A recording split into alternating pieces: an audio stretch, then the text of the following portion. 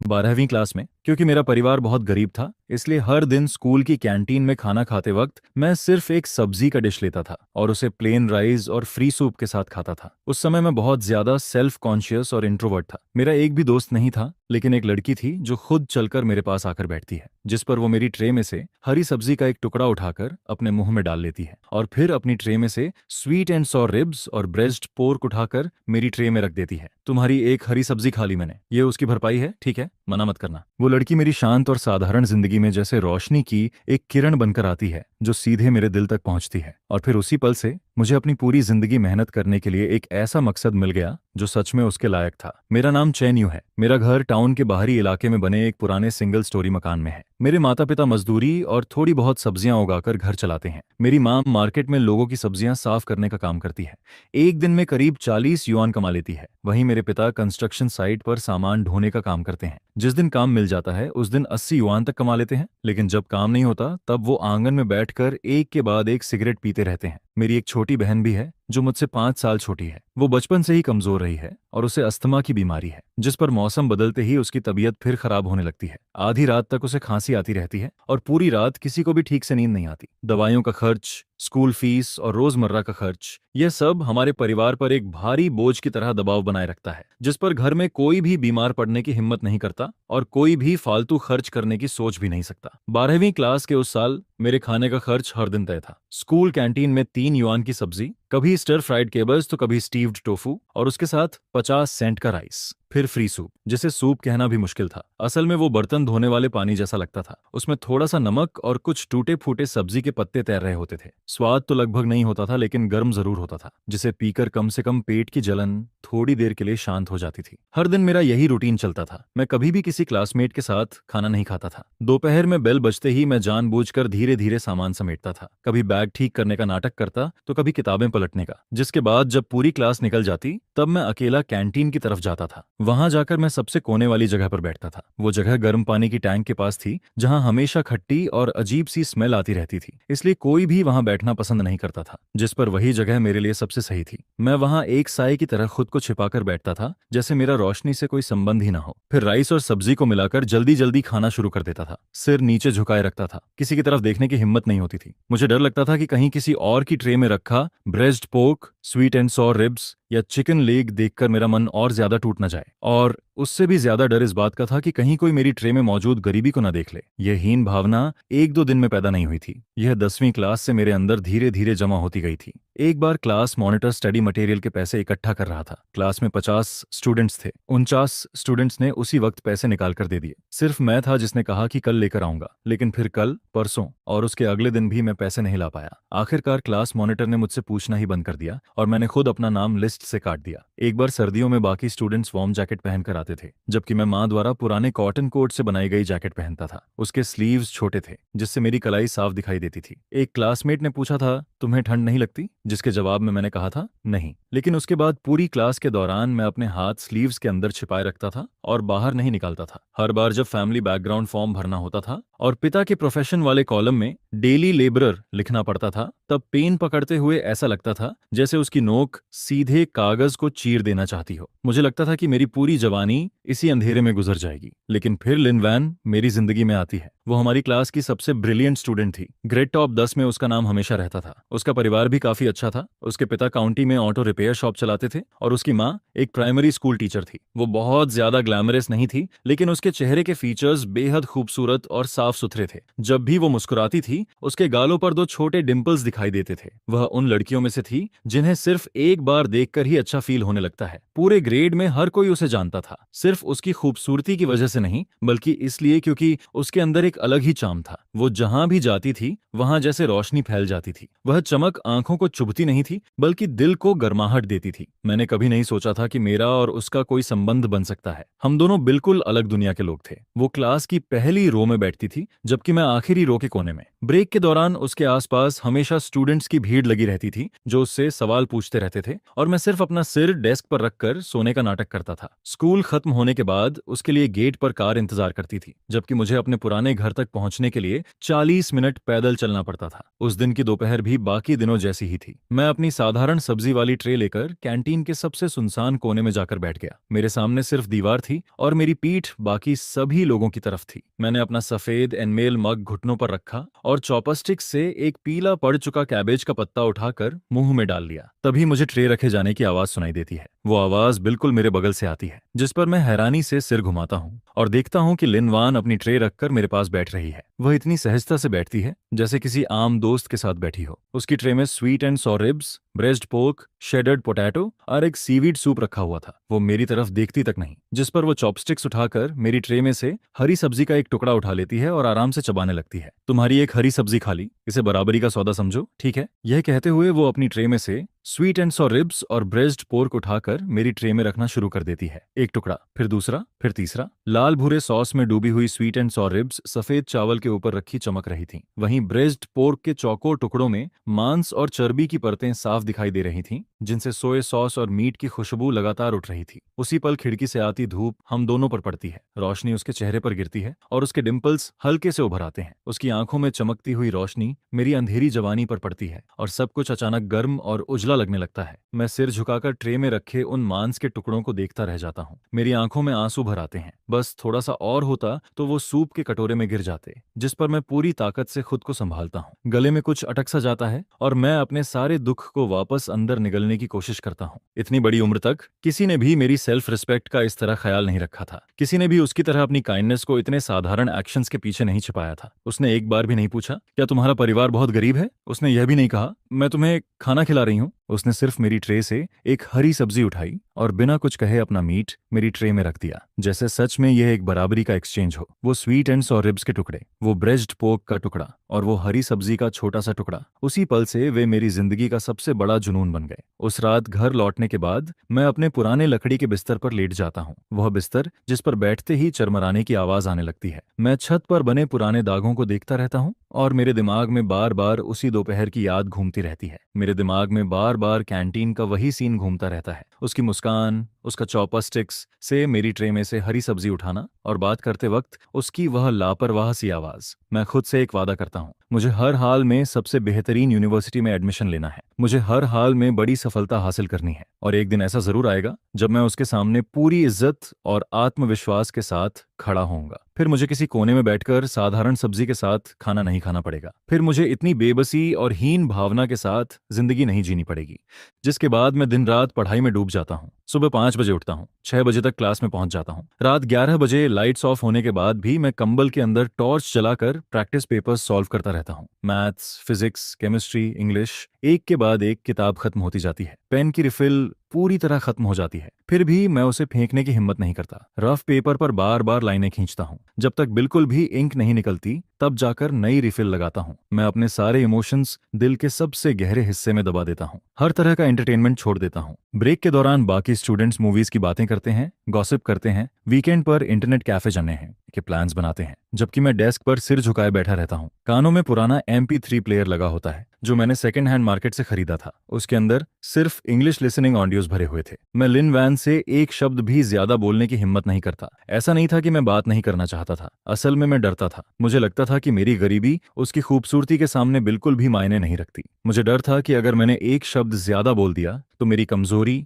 मेरी गरीबी और मेरी बदहाली उसके सामने खुल जाएगी। मुझे डर था कि उसे पता चल जाएगा कि मैं एक ढंग का रेफरेंस बुक तक नहीं खरीद सकता। उसे यह भी पता चल जाएगा कि हर रात सेल्फ स्टडी खत्म होने के बाद मैं स्कूल गेट के पीछे पड़े कूड़ेदान के पास जाकर प्लास्टिक बॉटल्स इकट्ठा करता हूँ ताकि उन्हें बेचकर कुछ पैसे कमा सकूं, जिस पर मैं अपना पूरा ध्यान सिर्फ पढ़ाई पर लगा देता हूँ। मैं खुद को एग्जाम पेपर्स के समंदर में डुबो देता हूँ और मार्क्स के जरिए अपनी कीमत साबित करने की कोशिश करता हूँ। 12वीं क्लास के दूसरे सेमेस्टर की मॉक एग्जाम में मैं पूरे ग्रेड में तीसरे स्थान पर आता हूँ, जिस पर क्लास टीचर ली जियांगो मुझे ऑफिस में बुलाते हैं। वो दरवाजा बंद करते हैं, अपनी चेयर पर बैठते हैं और फिर मेरी तरफ देखते हैं। चेन्यू, इस बार तुम्हारा रिजल्ट बहुत अच्छा आया है। जिस पर थोड़ी देर चुप रहने के बाद वो आगे कहते हैं, मैं तुमसे कुछ सच बात करना चाहता हूँ। तुम्हारे परिवार की हालत मुझे अच्छी तरह पता है। तुम्हारे पिता कंस्ट्रक्शन साइट पर मजदूरी करते हैं, तुम्हारी माँ मार्केट में काम करती है, तुम्हारी छोटी बहन की तबीयत भी हमेशा खराब रहती है। मान लो तुम गौकाओ में अच्छा स्कोर भी कर लेते हो तो यूनिवर्सिटी की फीस और लिविंग एक्सपेंसेस का क्या होगा? क्या तुम्हारा परिवार इतना खर्च उठा पाएगा? मेरी सलाह है कि तुम अपने प्रोविंस की किसी टीचर्स ट्रेनिंग यूनिवर्सिटी में एडमिशन ले लो, वहाँ फीस कम है। स्कॉलरशिप भी मिलती है। ग्रेजुएशन के बाद तुम्हें अपने ही जिले में टीचिंग जॉब मिल जाएगी। जिंदगी में प्रैक्टिकल बनो। 985 और 211 प्रोजेक्ट यूनिवर्सिटीज के पीछे भागने का क्या फायदा? मान लो एडमिशन मिल भी गया तो पढ़ाई के पैसे कहाँ से लाओगे? मैं उनकी किसी बात का जवाब नहीं देता। न ये कहता हूँ कि मैं एडमिशन निकाल सकता हूँ, न ये कहता हूँ कि मैं फीस का इंतजाम कर लूंगा। मैं कुछ भी नहीं कहता, बस 3 सेकंड तक वहीं खड़ा रहता हूँ और फिर मुड़कर ऑफिस से बाहर निकल जाता हूँ। कॉरिडोर पूरी तरह शांत था। दोपहर की धूप खिड़कियों से अंदर आ रही थी और फर्श पर चमकती हुई लकीरें बना रही थीं। मैं सीढ़ियों के पास जाकर बैठ जाता हूँ, अपना चेहरा घुटनों के बीच छिपा लेता हूँ। मैं रोता नहीं हूँ, बस बहुत देर तक उसी तरह बैठा रहता हूँ। उस रात जब मैं घर पहुंचता हूँ तो माँ आंगन में बैठकर सब्जियां धो रही होती है। ठंडा पानी उनके हाथों को लाल कर चुका था। उंगलियों की त्वचा जगह जगह से फट चुकी थी। वहीं पिता दरवाजे के पास बैठकर सिगरेट पी रहे होते हैं, लेकिन वह खरीदी हुई सिगरेट नहीं थी। लोग जो बचे हुए सिगरेट फिल्टर्स फेंक देते थे, पिता उन्हें उठाकर लाते थे, फिर उनमें से टबैको निकालकर कागज में लपेटकर दोबारा पीते थे। मेरी छोटी बहन कमरे के अंदर बैठकर होमवर्क कर रही होती है। बीच बीच में उसे खांसी आती है, उसकी सांसों से सीटी जैसी आवाज निकलती रहती है। माँ मुझे देखकर पूछती है,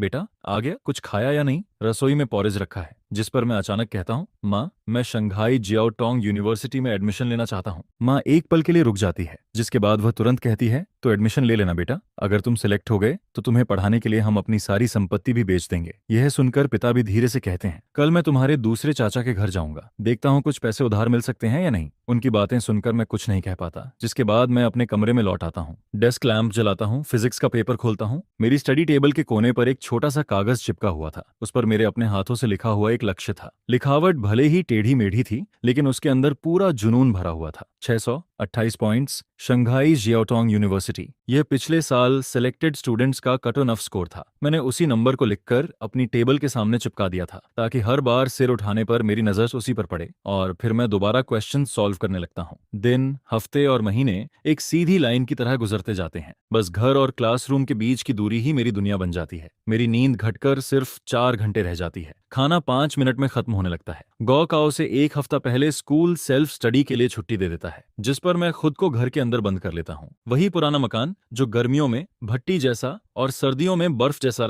जैसा लगता था। मेरी टेबल पर बुक्स और टेस्ट पेपर्स का ढेर लगा रहता है। माँ मुझे डिस्टर्ब करने की हिम्मत नहीं करती। वो सिर्फ खाना दरवाजे के बाहर रखती है, हल्का सा नॉक करती है और फिर वापस चली जाती है। यहाँ तक कि जब मेरी बहन को खांसी आती है, तब भी वो मुंह दबाकर आंगन में चली जाती है, ताकि मेरी पढ़ाई में रुकावट ना आए। और फिर गौकाओ के वे 2 दिन आ जाते हैं। उस साल मौसम बेहद उमस भरा था। पूरा शहर जैसे भाप से भरे बर्तन की तरह लग रहा था। मैं एग्जाम हॉल में बैठा था। मेरी हथेलियां पसीने से भीगी हुई थीं। मैं लगातार पेन को कसकर पकड़े हुए था। पहले दिन ऐसे का टॉपिक था रिकॉर्ड, जिस पर मैंने एक ऐसे लड़के की कहानी लिखी जो कीचड़ से निकलकर अपनी मंजिल तक पहुंचना चाहता था। ऐसे के बीच में लिखते लिखते मुझे फिर वही कैंटीन याद आ जाता है। वही धूप, वही स्वीट एंड सावर रिब्स, वही दोपहर जिस पर मेरा पेन कुछ पल के लिए रुक जाता है और आंसर शीट पर इंक का एक छोटा सा धब्बा बन जाता है। फिर आखिरकार आखिरी सब्जेक्ट की बेल बजती है और गौकाओ खत्म हो जाता है। एग्जाम हॉल से बाहर निकलते वक्त मैं न तो खुशी से चिल्लाता हूँ और न ही राहत महसूस करता हूँ। मैं बस अपनी पॉकेट में रखे एडमिट कार्ड को कसकर पकड़ता हूँ, फिर आसमान की तरफ देखता हूँ और बिना कुछ कहे भीड़ के बीच से निकलकर अकेला घर की तरफ चल पड़ता हूँ। रिजल्ट वाले दिन मैं पड़ोसी के घर का कंप्यूटर उधार लेता हूँ। नेटवर्क बहुत खराब था। कई बार वेबसाइट रिफ्रेश करने के बाद भी रिजल्ट पेज नहीं खुलता। मैं आंगन में बैठा हुआ कांपते हाथों से अपना रोल नंबर दर्ज करता हूँ। स्क्रीन पर लोडिंग सर्कल घूमता रहता है। करीब 10 सेकंड बाद रिजल्ट सामने आता है, 628 पॉइंट्स। मैं उस नंबर को बहुत देर तक देखता रह जाता हूँ, फिर अचानक आंगन के बीचों बीच बैठ जाता हूँ और आधे घंटे तक लगातार रोता रहता हूँ। यह कोई जोर जोर से रोना नहीं था, यह उन सारी भावनाओं का विस्फोट था जिन्हें मैंने सालों तक अपने अंदर दबाकर रखा था। मेरे कंधे लगातार कांप रहे थे,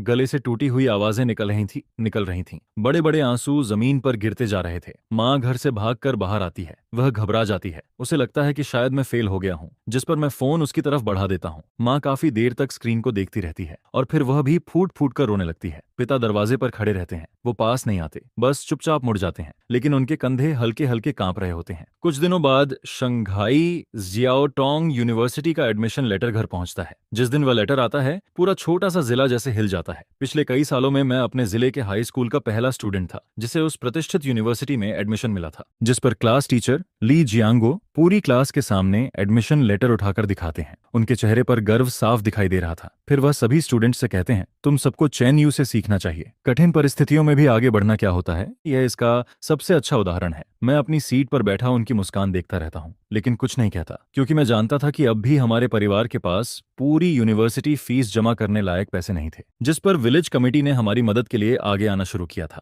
जिसके बाद मैंने स्टूडेंट लोन के लिए अप्लाई किया। वहीं विलेज कमेटी ने गांव वालों से चंदा इकट्ठा करने में भी मदद की। माँ ने अपनी 2 मुर्गियां बेच दी, जिन्हें उसने आधे साल से ज्यादा समय तक पाला था। आंगन में लगा वह सेब का पेड़, जिसे पिता ने 10 साल से भी ज्यादा समय तक संभाला था, उसे भी काट कर बढ़ई को बेच दिया गया। इस तरह इधर उधर से पैसे जुटाते जुटाते आखिरकार पहले सेमेस्टर की फीस और सफर का खर्च निकल ही आया। जिस दिन मैं घर से निकलने वाला था, माँ ने मेरे पुराने कपड़े के बैग में 20 उबले हुए अंडे रख दिए, फिर एक जार अचार का और कुछ सूखे मंतौ भी उसमें डाल दिए। पिता मुझे छोड़ने नहीं आए। उन्होंने कहा कि कंस्ट्रक्शन साइट पर काम है, इसलिए सुबह सुबह ही निकल गए। लेकिन मैं जानता था कि बात ऐसी नहीं थी। वो मुझे विदा करना चाहते थे, लेकिन उनसे बिछड़ना शायद सहन नहीं होता। मेरी छोटी बहन मुझे पकड़कर फूट फूट कर रोने लगती है, जिस पर उसकी सांस इतनी तेज हो जाती है कि उसे एस्मा अटैक आने वाला था। माँ तुरंत उसे अलग खींच लेती है। मैं अपने साधारण से सामान को कंधे पर टांगता हूँ, जेब में कुछ 100 युआन लेकर लॉन्ग डिस्टेंस बस में बैठ जाता हूँ, जो शंघाई की तरफ जा रही थी। वहां पहुंचकर मैं ट्रेन बदलता हूँ। 23 घंटे का सफर पुरानी ग्रीन ट्रेन की हार्ड सीट पर बैठकर। डिब्बे के अंदर बहुत भीड़ थी, हवा भारी और घुटन भरी थी। चारों तरफ इंस्टेंट नूडल्स, पसीने और सिगरेट की मिली जुली गंध फैली हुई थी। मैं खिड़की के सहारे सिर टिकाकर बाहर देखता रहता हूँ। खेत, गांव, छोटे छोटे मकान, दूर दूर तक फैली पहाड़ियां, सब कुछ धीरे धीरे पीछे छूटता जा रहा था। जिस पर ट्रेन आगे बढ़ती रहती है और मेरे मन में सिर्फ एक ही ख्याल घूमता रहता है, चान्यू, तुझे हर हाल में सफल होना है। किसी और वजह से नहीं, सिर्फ इसलिए क्योंकि 12वीं क्लास में उस लड़की ने तेरी ट्रे में 2 स्वीट एंड्स और रिब्स रखी थीं, उसकी उस सच्ची काइंडनेस की वजह से, ताकि एक दिन तू उसके सामने सिर उठाकर खड़ा हो सके, ताकि तुझे फिर कभी नजरें झुकानी न पड़े, ताकि तू खुद को उससे कम न समझे। मैंने पीछे मुड़कर नहीं देखा, जानबूझकर अपनी यूथ की सारी यादों को दिल के सबसे गहरे कोने में बंद कर दिया। यूनिवर्सिटी पहुंचने के बाद भी मैंने लिन वान से कभी कॉन्टैक्ट नहीं किया। मुझे पता था कि उसका admission east China normal university में हुआ था, जो शंघाई जियाओटोंग यूनिवर्सिटी से सिर्फ कुछ मेट्रो स्टेशनों की दूरी पर थी। कई बार होम टाउन स्टूडेंट्स की गैदरिंग में उसका नाम सुनाई देता था, जिस पर मैं चुपचाप ग्लास उठाकर ड्रिंक करता था। मेरी उंगलियां ग्लास को कसकर पकड़ लेती थीं, लेकिन चेहरे पर कोई भाव नहीं आता था। मैंने कभी उसे ढूंढने की कोशिश नहीं की। ऐसा नहीं था कि मैं उसे भूल गया था। असल में मैं अभी भी डरता था। मैं अपनी हालत अच्छी तरह जानता था। मैं सिर्फ एक गरीब स्टूडेंट था, फीस लोन से भर रहा था, living expenses part time job से चला रहा था, यहाँ तक कि मैं उसे एक ढंग का खाना भी नहीं खिला सकता था। जिस पर मैंने खुद से कहा, अगर वह मुझे फिर से इस हालत में देखेगी तो उससे अच्छा है कि मैं उसका सामना ही न करूं। मैं इंतजार करूंगा, उस दिन का इंतजार, जब मैं सच में अपने पैरों पर खड़ा हो जाऊंगा, जब मेरे पास उसके बराबर खड़े होने की योग्यता होगी, तब मैं उसे ढूंढूंगा। यूनिवर्सिटी के 4 सालों में मैंने कभी चैन की नींद नहीं सोई। दिन में क्लासेस, रात में part time jobs, metro station के बाहर खड़े होकर फ्लायर्स बांटना, लाल, नीले, पीले और हरे रंग के एडवर्टाइजमेंट पेपर्स लोगों के हाथ में देना। कई लोग मुझे धक्का देकर आगे बढ़ जाते थे,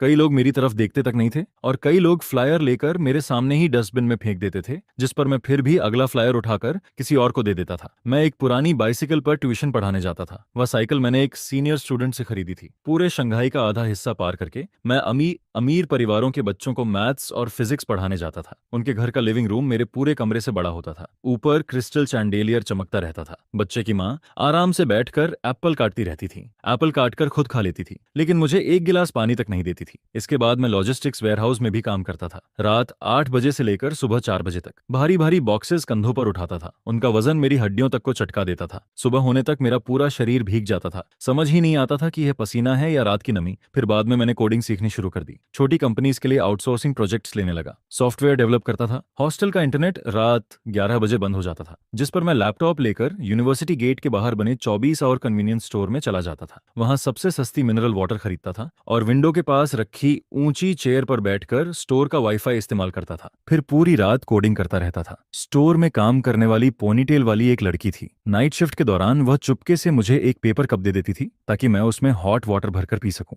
मैंने कभी कोई दोस्त नहीं बनाया, न कभी किसी से प्यार किया। मेरे दिल में सिर्फ 2 शब्द थे, सक्सेस। जब बाकी स्टूडेंट्स यूनिवर्सिटी लाइफ एंजॉय कर रहे थे, क्लब्स ज्वाइन कर रहे थे, रिलेशनशिप में जा रहे थे, ट्रैवलिंग कर रहे थे, फ्रेंड्स के साथ पार्टीज कर रहे थे, तब मैं इस कॉन्क्रीट जंगल में अपनी जगह बनाने के लिए संघर्ष कर रहा था। दूसरे लोग अपनी यूथ खुलकर जी रहे थे और मैं लाइब्रेरी और पार्ट टाइम जॉब के बीच भागता फिर रहा था। हर मिनट को पैसे में बदलने की कोशिश कर रहा था। मेरी आंखों में सिर्फ फ्यूचर था, मेरे दिल में सिर्फ एक रास्ता था, और उस रास्ते के आखिर में लिन वान की मुस्कान। मैं जानता था कि सिर्फ तब जब मैं काफी मजबूत बन जाऊंगा, तब मैं उस काइंडनेस के लायक बन पाऊंगा जो उसने मुझे 12वीं क्लास में दी थी। तभी मैं उसे एक सुरक्षित और स्थिर भविष्य दे सकूंगा। यूनिवर्सिटी के चौथे साल की सर्दियों में शंघाई में एक दुर्लभ स्नोफॉल हुई। उस रात मैं कन्वीनियंस स्टोर के बाहर खड़ा था, स्ट्रीट लाइट्स की पीली रोशनी में गिरती हुई बर्फ को देख रहा था। बर्फ जमीन पर गिरते ही पानी बनकर पिघल जाती थी। मेरे हाथ में अभी अभी मिले प्रोजेक्ट पेमेंट के 3,000 युआन थे और पहली बार मेरे बैंक अकाउंट का बैलेंस 10,000 युआन से ऊपर पहुंचा था। मैं आसमान की तरफ देखता हूँ, ठंडी बर्फ मेरे चेहरे पर गिरती रहती है,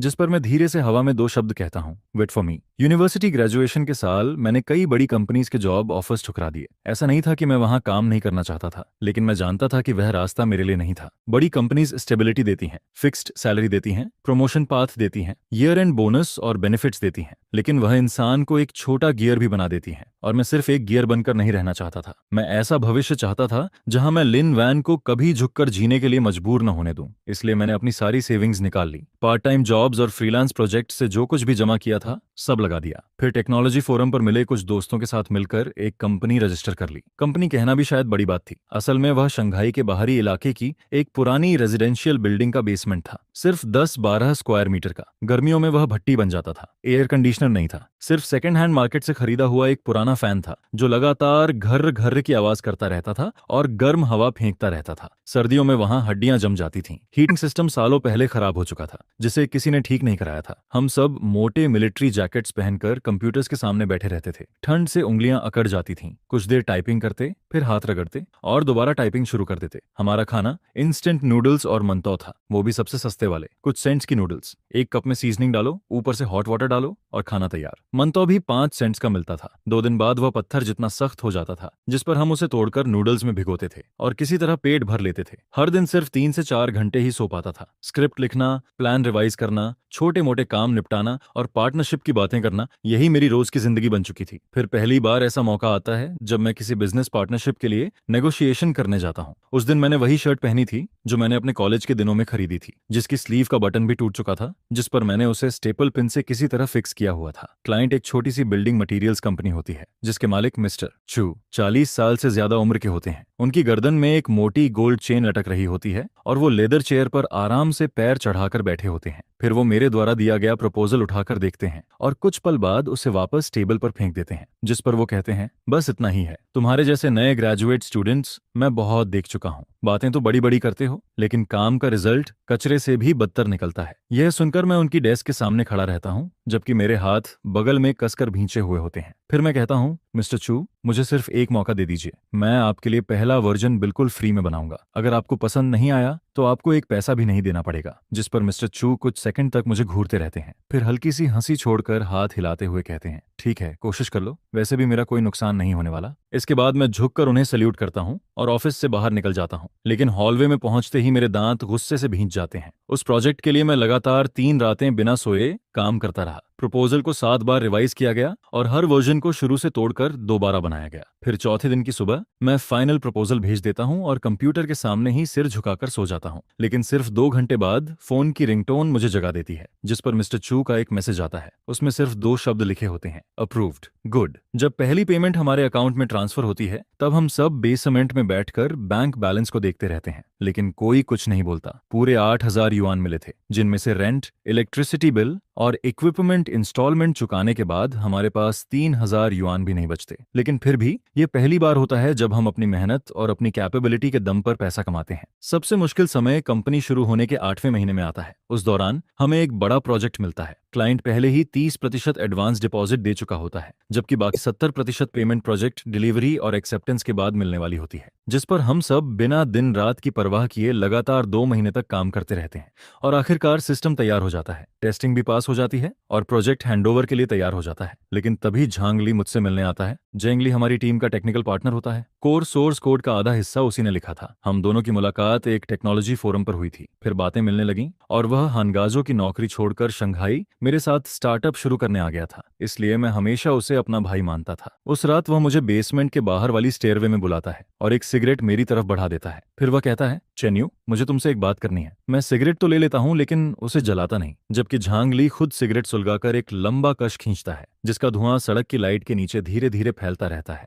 फिर वह कहता है, मिंगशांग कंपनी ने मुझसे कांटेक्ट किया है। वो चाहते हैं कि मैं कोर सोर्स कोड लेकर उनकी कंपनी ज्वाइन कर लूं। सैलरी इतनी होगी, जिस पर वह एक बड़ा अमाउंट दिखाता है, और साथ में 5% स्टॉक ऑप्शन भी मिलेगा। मैं सिर्फ उसे देखता रहता हूँ लेकिन कुछ नहीं कहता। मिनशांग हमारी सबसे बड़ी कॉम्पिटिटर कंपनी होती है जो हमसे 2 साल पहले एस्टैब्लिश हुई थी। उन्हें इन्वेस्टमेंट भी मिल चुका था और शंघाई के इंटरनेट इंडस्ट्री में उनका अच्छा नाम था। और साफ बात थी कि वो झांग ली को हायर करके हमारा कोर सोर्स कोड हासिल करना चाहते थे ताकि हमारी ये छोटी सी कंपनी जो अभी अभी ग्रो करना शुरू हुई थी तुरंत खत्म हो जाए। जिस पर मैं झांग ली से पूछता हूँ तो तुम क्या सोच रहे हो? वह सिगरेट की राख झाड़ते हुए नीचे देखता है। चेन्यू, हमें एक दूसरे को जानते हुए लगभग 2 साल हो चुके हैं। मैं तुम्हें भाई मानता हूँ लेकिन भाई अपनी जगह है और जिंदगी अपनी जगह। मेरे पेरेंट्स अभी भी होम लोन के कर्ज में दबे हुए हैं। मुझे खुद भी फ्यूचर में फैमिली बनानी है। मिनशांग जो ऑफर दे रही है उसे मैं मना नहीं कर सकता। वह कुछ पल रुकता है। और सच कहूं तो ये प्रोजेक्ट हैंडओवर होने के बाद हमारी कंपनी कहाँ जाएगी किसी को नहीं पता। अगला ऑर्डर मिलेगा भी या नहीं यह भी नहीं पता। ऐसे में यहाँ समय बर्बाद करने से क्या फायदा? ये सुनकर मैं उसकी बात बीच में ही काट देता हूँ। तुम कब जा रहे हो? कुछ सेकंड की चुप्पी के बाद वह जवाब देता है, अगले हफ्ते। और सोर्स कोड का क्या होगा? जिस पर वह कोई जवाब नहीं देता। फिर मैं मुड़कर बेसमेंट की उस छोटी सी खिड़की को देखता हूँ जिसके अंदर से हल्की पीली रोशनी बाहर आ रही होती है। अंदर बाकी 2 पार्टनर्स अभी भी कोडिंग में लगे हुए होते हैं।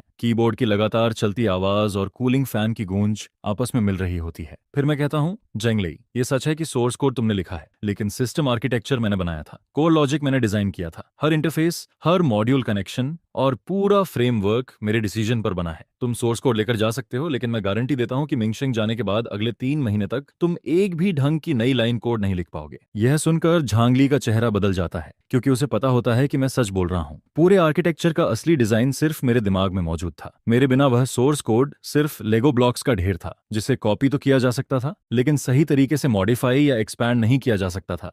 और कुछ समय बाद वह आउटडेटेड भी हो जाता। जिस पर झांगली पूछता है, तो तुम चाहते क्या हो? मैं सीधा जवाब देता हूँ, सोर्स कोड छोड़ दो। तुम जाना चाहते हो जाओ, मैं नहीं रोकूंगा। वह मेरी तरफ घूरता रहता है जबकि उसकी उंगलियों के बीच फंसी सिगरेट काफी लंबी जल चुकी होती है और वह राख झाड़ना भी भूल चुका होता है। फिर वह पूछता है, अगर मैं सोर्स कोड छोड़कर न जाऊं तो? लेकिन मैं उस सवाल का जवाब नहीं देता बल्कि जेब से फोन निकालकर एक रिकॉर्डिंग चला देता हूँ। उस रिकॉर्डिंग में 3 हफ्ते पहले हुई मीटिंग की आवाज रिकॉर्ड होती है जहां जांगले ने खुद सजेशन दिया था कि कोर सोर्स कोड को अपने पर्सनल सर्वर पर बैकअप रखना चाहिए। उसने वजह सिक्योरिटी बताई थी। उस समय मैंने कुछ नहीं कहा था लेकिन चुपचाप रिकॉर्डिंग चालू कर दी थी। रिकॉर्डिंग सुनते ही जांगले का चेहरा सफेद पड़ जाता है जिस पर वह कहता है, तुम पहले से मुझसे सावधान थे। मैं शांत आवाज में जवाब देता हूँ, मैं तुमसे सावधान नहीं था। मैं सिर्फ हमेशा अपने लिए एक बैकअप प्लान रखता हूँ क्योंकि स्कूल कैफेटेरिया के उस कोने में बैठकर सादा खाना खाते हुए मैंने एक बात सीख ली थी, इस दुनिया में सबसे भरोसेमंद इंसान सिर्फ खुद इंसान होता है। इसके बाद झांगली चला जाता है। अगली सुबह वह अपना सामान समेटता है और बेसमेंट छोड़कर निकल जाता है बिना किसी से गुड बाय कहे।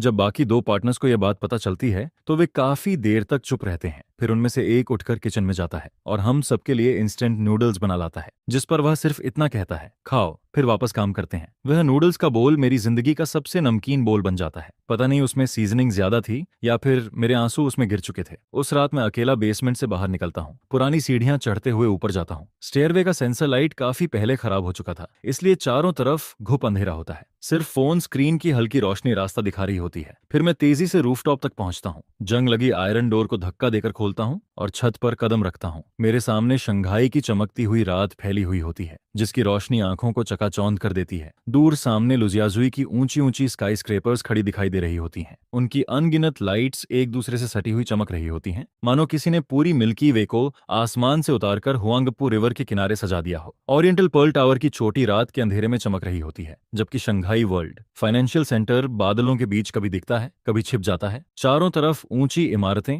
और जगमगाती रोशनियां फैली हुई होती हैं। पूरा शहर एक विशाल मशीन की तरह लगता है जो कभी रुकता ही नहीं, जो हर दिन अनगिनत लोगों के सपनों और निराशाओं को पीसता और फिर से गढ़ता रहता है। लेकिन उस पूरे शहर में एक भी लाइट ऐसी नहीं होती जो मेरे लिए जल रही हो। मैं रूफटॉप पर खड़ा रहता हूँ। तेज हवा मेरी शर्ट को जोर जोर से फड़फड़ाती रहती है। फिर मैं अपना फोन निकालता हूँ और एक फोटो खोलता हूँ। वह क्लास 12 ग्रेजुएशन फोटो की कॉपी होती है जिसकी क्वालिटी धुंधली हो चुकी होती है। उस फोटो में लिन यूएन दूसरी रो में बाएं से चौथे स्थान पर खड़ी होती है। उसने नीले और सफेद रंग की स्कूल यूनिफॉर्म पहनी होती है। वह कैमरा की तरफ मुस्कुरा रही होती है और उसके गालों के डिंपल्स हल्के हल्के दिखाई दे रहे होते हैं।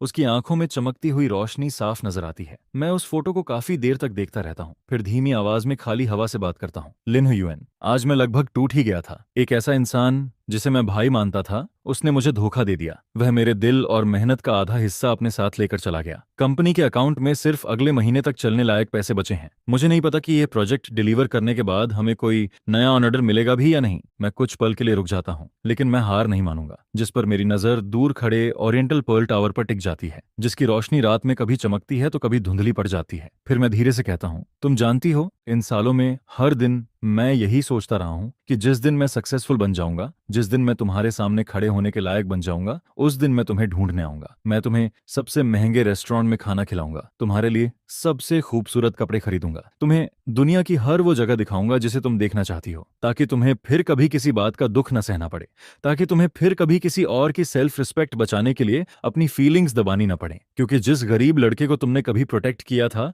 वह अब मजबूत बन जाएगा, इतना मजबूत कि वह तुम्हारी रक्षा कर सके। रूटॉप पर हवा लगातार चीखती रहती है। इसके बाद मैं फोन वापस जेब में रखता हूँ और अंधेरी सीढ़ियों से नीचे बेसमेंट की तरफ लौट जाता हूँ। जब मैं दरवाजा खोलकर अंदर आता हूँ, तब दो पार्टनर्स अभी भी कोडिंग में लगे होते हैं। फैन लगातार घूम रहा होता है। इंस्टेंट नूडल्स का कप पूरी तरह फूल चुका होता है। मैं अपनी सीट पर बैठता हूँ, कंप्यूटर चालू करता हूँ और फिर से काम में लग जाता हूँ। उस साल हमारी कंपनी लगभग 3 बार खत्म होने वाली थी। पहली बार तब जब झांग ली के जाने के बाद मिनशांग ने उससे मिली जानकारी का फायदा उठाया। प्रोडक्ट डिलीवरी से सिर्फ 1 हफ्ता पहले उन्होंने हमारा मिलता जुलता प्रोडक्ट लॉन्च कर दिया और मार्केट का बड़ा हिस्सा अपने कब्जे में कर लिया। जिस पर क्लाइंट गुस्से में फोन करता है, उसकी आवाज में सिर्फ नाराजगी और निराशा सुनाई देती है। यह सुनते ही मैं उसी रात फ्लाइट पकड़कर वहां पहुंच जाता हूं। क्लाइंट के मीटिंग रूम में बैठकर कंप्यूटर खोलता हूं और कोड की हर डिटेल समझाता हूं। मैं उन्हें आर्किटेक्चर का फर्क दिखाता हूं और साबित करता हूं कि हमारा सिस्टम मिनशांग से कहीं ज्यादा फ्लेक्सिबल और स्केलेबल है। काफी देर बाद क्लाइंट आखिरकार सिर हिलाकर कॉन्ट्रैक्ट जारी रखने के लिए तैयार हो जाता है। दूसरी बार संकट तब आता है जब कैश फ्लो टूट जाता है। प्रोजेक्ट की पेमेंट साइकिल उम्मीद से कहीं ज्यादा लंबी हो जाती है। कंपनी अकाउंट पूरी तरह खाली हो जाता है। सैलरी देने तक के पैसे नहीं बचते,